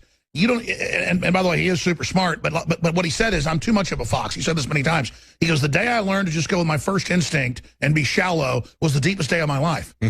That's true. Your first approximation is your spirit, your instincts, your common sense, your subconscious, God, everything, giving you that first approximation, and it's never wrong, folks. That's right. And so Trump's so deep, he goes with that, but then he goes and does the research. In fact, I'm going to punch out now. If you can get to these, you can. Owl Killer and Canadian Soldier, I know, are great callers. Eric and Mike, and we got Mike in England, so many others. But David's got a lot to cover. I've got to get off here because I've got to get ready for coverage tonight. But we're going to go at 7, but Deuce said, hey, we've got a feed earlier than that, of the debate hall. So we're just going to go with that at 6 with our reporters talking over it, popping in. We've got Schroyer there on the ground. We're going to have reporters here that at 7 o'clock I come on for an hour with Leanne and David and others. And then I'm going to cover myself, 90 minutes, the debate. We're going to play it with limited interruptions, but I'm going to give some analysis. Even though we're licensing at one level, then they're like, don't put your bug on all this crap. So I'm just going to go with the situation of fair use, even though I'm licensing it. No, I'm going to cover it. I'm going to talk about it. I'm going to be involved in it. So that's what all this is about, is keeping new media from being involved, keeping us from these public events. We're not going to be stopped. So tonight, Infowars.com/show. It's part of the revolution. Spread that link to everybody you know. Tell them, tune into this viral link of the debate, and that's how you'll get them to tune in. So I'm going to go ahead and punch out right now and turn things over to David Knight. So I'm punched out. Thank you, Alex. Let's go to some of our callers here. We've got Owl Killer in New Jersey. Go ahead, Owl Killer. Hey, David. Am I on? Yes, you're on. Go ahead. Hey, just want to say thank God for the renegades and the life they lead far ahead of their time. While we were criticizing Trump in the beginning, as soon as the vaccine came, as soon as he made his vaccine statement, I knew he was for real. Yeah. I think the two major things he's got to hit Hillary on tonight. When I played the "We Came, We Saw, He Died" clip for people that are Hillary supporters, they cannot believe what they see. He needs to bring up that she is the architect of the Arab Spring, and this is not a sane person. When you hear her saying what you said about Gaddafi, nobody in their right mind would say this, going back any president or general ever. And he wasn't a threat to anybody, as we pointed out many times. And what she did was she created chaos out of order in that country, the same as they're doing in Syria. And between those two countries, she has set the world on fire, she and Obama. So I think that's something that when they talk to her about Syria, I hope that, it comes up that in the past she said, well, we're not going to have any boots on the ground ever again in that area. They do have boots on the ground in Iraq. They've got 4,000. They're adding another 10%, or a little bit more than that, actually, another 500, so it's a little bit more than 10%. They're sending there. But they're saying, well, they're not on the ground. They're just advisors or whatever. She doesn't even know what's going on. She's supposed to be this all-wise, all-knowing, experienced politician. She simply says what she feels like, and then nobody ever calls her on the facts. It's absolutely amazing. And and I really want Trump to point this out tonight, because he did it during the Republican preliminaries, where he kept pointing out that these rebels that were arming up, he said we call them all these glamorous names, the freedom rebels, the moderate rebels. We don't even know who we're arming up over there. He needs to point out that Russia. I couldn't believe what I heard over the weekend with General Dunford, and the congressman didn't even know what planet he was on. Asking him to do a no-fly zone, and he didn't understand the repercussions of it. Yes. It's absolute insanity that's going on with that. And I think they want to make Trump out to be the guy that has a temperament issue. I really think he needs to break down. It's totally out of control. We've got to go to break. Thank you, Al Killer. When we talk about not even knowing who the players are over there, they keep telling us, well, this group is moderate. They're good guys, and then we find out they're Al-Qaeda. Meanwhile, here in America, the surveillance state says they can't even tell us what groups they're looking for. They're just going to surveil everybody. Stay with us. We'll be right back with more of your calls, and we'll cover Gary Johnson's creepy thing that he did in a report. You got to see this. We'll be right back. Monday, September 26, 2016. the day of the first debate between Hillary and Donald Trump. It's going to be an amazing debate tonight, and we got a lot of people who have called in to talk about this. We're going to go to Eric in Oklahoma in just a moment, but before we do, I want to tell you real quickly, we've extended these two sales for several days, the 20% off Super Male Vitality and the 20% off Secret 12. Those are both going to end tonight. Again, that's Secret 12, our B12 formulation that's a liquid form that's very easy to assimilate, as well as 20% off Super Male Vitality. Both of those will end tonight. But we also have a Reclaiming Liberty presidential debate special. This is free shipping store-wide. That's perhaps the biggest discount that you can get, and that goes along with our releasing the very first ever probiotic product that we've had here at InfoWarsLife.com, Biome Defense. Take a look at this. It is, as we've said, it's for years people have been asking about this. I've been asking about this because we take probiotics, and I wanted to make sure that we had one here. It's a new product that we have called Biome Defense. Look at InfoWarsLife.com to read about that. It's very important that you get probiotics. We hear all the time about antibiotics, but no, you need probiotics. The bacteria can be very, very beneficial. You know, yogurt is just one small familiar example about that, the culture that's in yogurt. But there's a lot more to it than that. And that's our new product. But the key thing is free shipping store-wide as part of our Reclaiming Liberty presidential debate special. And tonight it ends 20% off those two products that we've had on sale, Super Male Vitality and Secret 12. Let's go to Eric in Oklahoma. You want to comment on the debates you've been holding a long time? Thank you, Eric. Good afternoon, Mr. Knight. Hi. I just want to say I'm not too worried about the debates tonight because you've heard the saying, always tell the truth and you'll never have to remember anything. That's right. That's why she's been studying for a week, because she's got a lot to remember. She's got all these convoluted lies. She's got all these positions she's changed on. It's like, what do I believe? What did I tell them I believe? I don't know. But I remember their whole career, her and her husband, that I don't think they've ever told the truth on any, I don't think they've even ever answered a question without beating around the bush. And you know, Donald Trump, Mr. Trump, he's got that covered. He doesn't need me to tell him what to go on Hillary about. I mean, he's got it covered. I've been watching his speeches about every night for the last 8 months, and you know, he doesn't need me, and he can handle hecklers. He can handle all that. You know, so I'm just, what I'm concerned about is everybody is so fixated on Hillary's health, and I guess the military calls it watch for the faint. You know, everybody's so directed on her health. Well, they could pull something. I mean, you know, watch for something, you know, because Larry Nichols always says the Clintons always like to run from an underdog position. Yeah. What better than the health issue? And I know there's contacts and everything and the Secret Service and all that, but I'm keeping one eye open.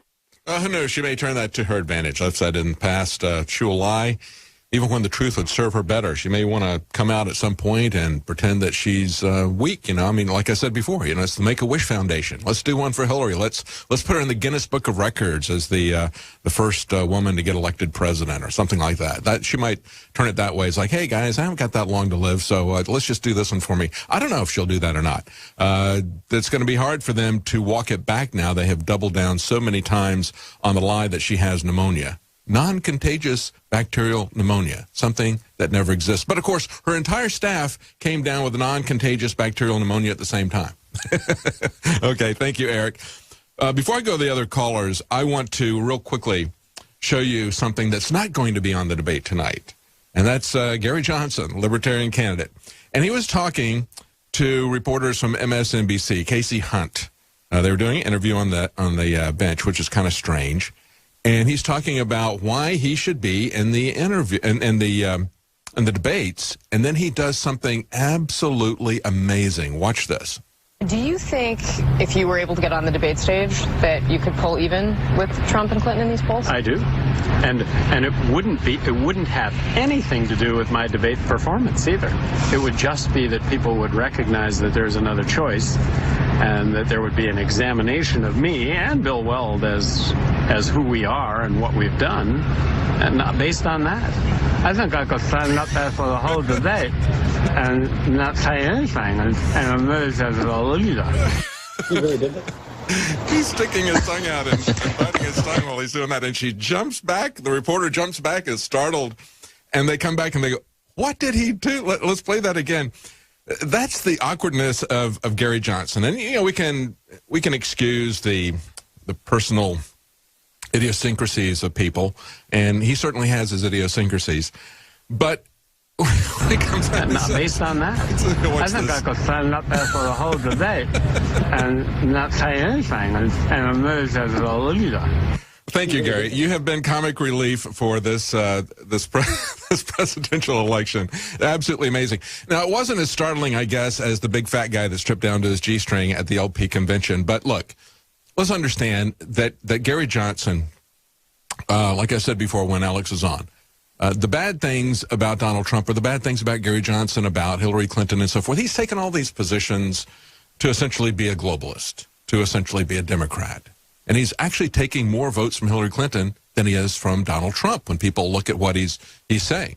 He's thrown the Constitution, the Second Amendment, private property. He's thrown those things under the bus, pandering to the very same globalists that fund Hillary Clinton, saying at the convention he needed to get Bill Weld because he knew people, he was connected, and he had money. Look, the LP, and I'm not talking about just these two candidates, but the LP in general, the people who run that party have sold out. What they want to do is get 5% of the vote in the election so they can get taxpayer funding. That's pathetic. When I was with the LP, we would ask that to somebody who's running for president. So would you take matching funds? And if they said yes, that was a disqualifier. Now that is the reason that they're doing everything. And they're throwing the Second Amendment and other issues just under the bus because they could care less about the principles of individual liberty. Look, you either take all of individual liberty seriously and together, or you lose it all. You can't just pick and choose which ideas of liberty you're going to have. And so at least with Donald Trump on the things that we like, he is the only one who is saying that.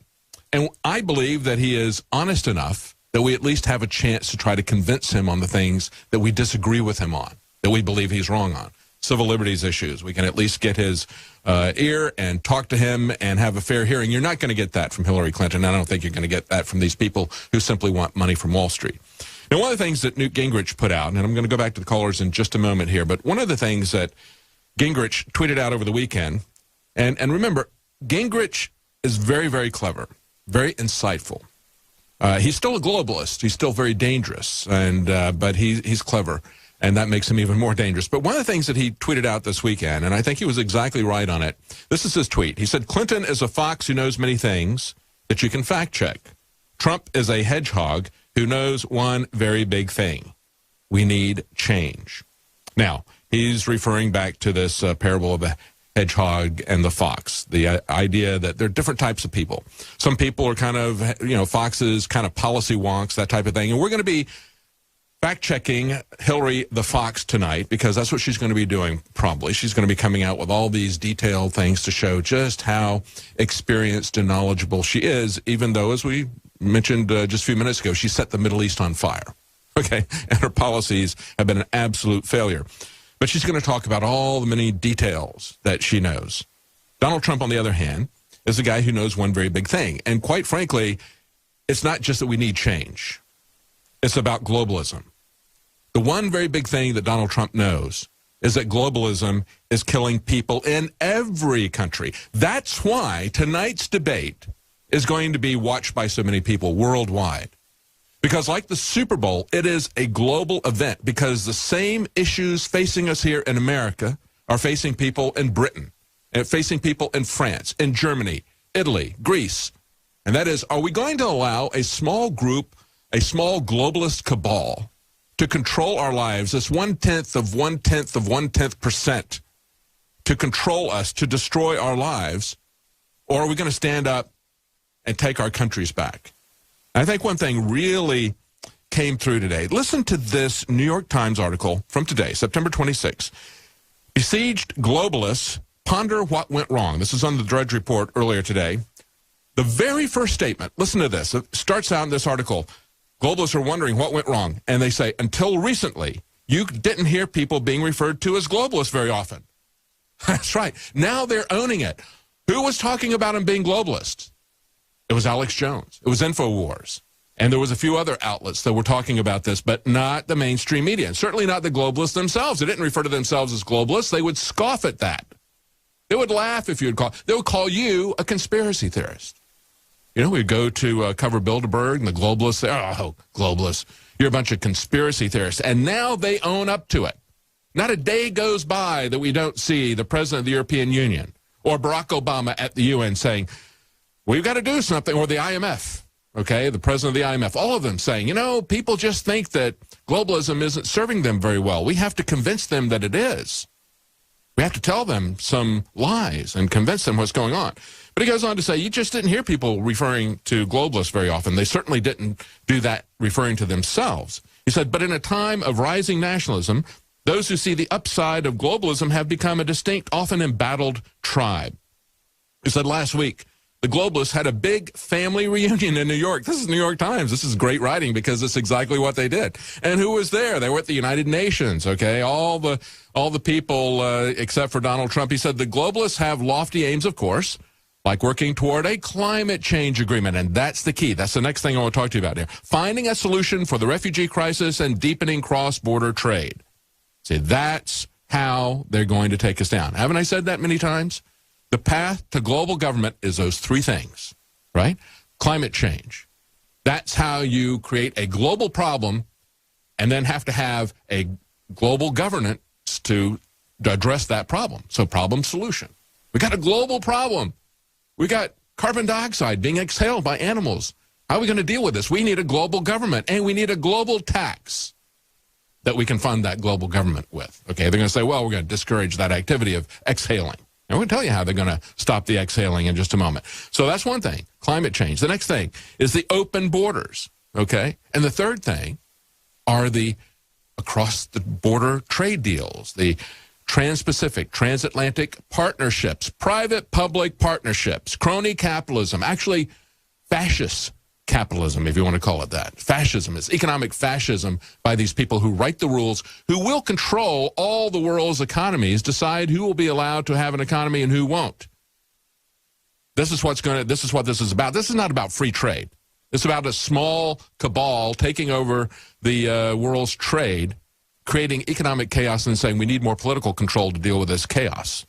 He goes on. He said, take the valedictory address of former President Bill Clinton, the paterfamilias of the globalist reunion. Oh, that's it. See? He's the patriarch of the globalist reunion. The Clinton Global Initiative is one of the major factors in helping to transform what had been a week centered on UN diplomacy into a broader Davos on the Hudson for international aspirations. You see this? This is the globalist cabal.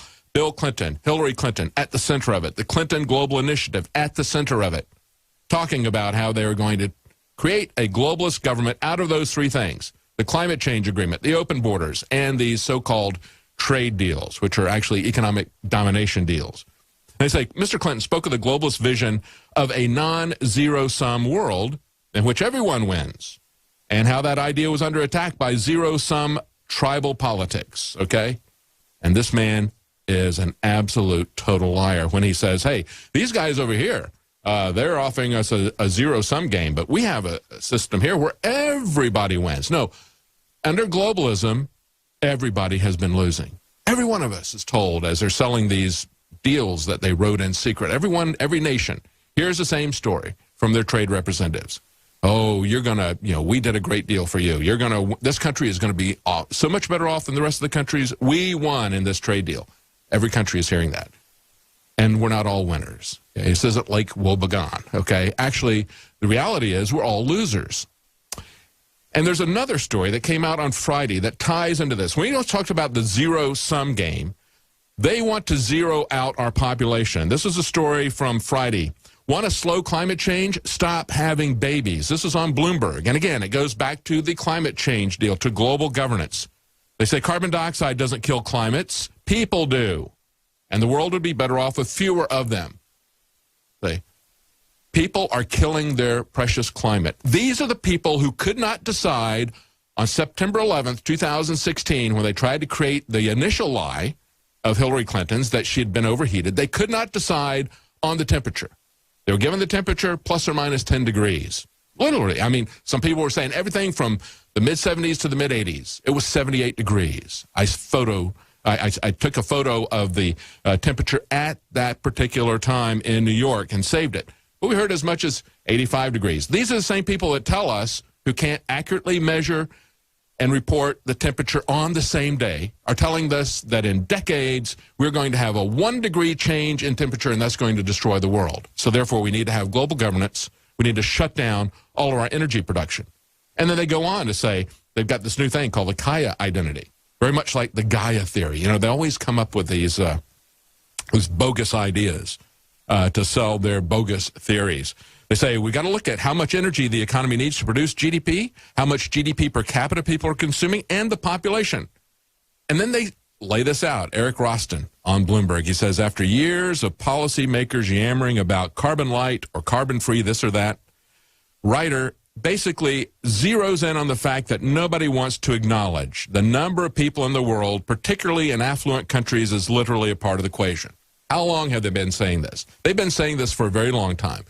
It's that the media doesn't want to use that word. Just like they didn't want to talk about globalists, they didn't want to talk about how their real agenda is global governance and depopulation of the earth, population control. If they got to take the population count down before they can actually effectively control you, force you into the cities. Okay? And so that's the bottom line with all of this. That is the real single thing that the hedgehog needs to know and needs to understand tonight. Hedgehog Donald Trump. He needs to understand that it is globalism that is destroying America and the rest of the world. And he does understand that. He said this election is about globalism versus nationalism or Americanism. Okay? Why would we have a system that is not in our best interest? And that's the system that is being sold to everybody. They're selling a system to the British that's not in the British best interest. They sell it to the Germans. It's not in the Germans' best interest, or the French, or the Americans. But it's in the best interest of these people who were meeting with the Clintons last week in New York, the globalists. Now they call themselves globalists. Okay, stay with us. When we come back, we're going to finish up with the people who are still hanging on. Thank you for hanging on, folks. We'll be right back with more of your calls about tonight's big debate. What's going to happen? We'll see. Get your opinions when we come back. Stay with us. Welcome back to the Alex Jones Show. I'm David Knight, and of course tonight is the big debate, and we're going to get some more phone calls and comments on here in just one moment. Before we do, I want to remind you that we have a new product at InfoWarsLife.com. Biome Defense. This is a superior blend of 50 billion live and active cultures from 23 different probiotic strains. These are all known to support digestion and intestinal function. This is something that is very important for your health. It's one of the reasons that people are so big on fermented things like yogurt and kombucha and other things like that. You need probiotics, okay? So take a look at this new product, find out about that. And we also have free shipping to go along with that. Free shipping store-wide, not just on the new product, Biome Defense, but on everything at the store. We have put on free shipping as part of our Reclaiming Liberty presidential debate special.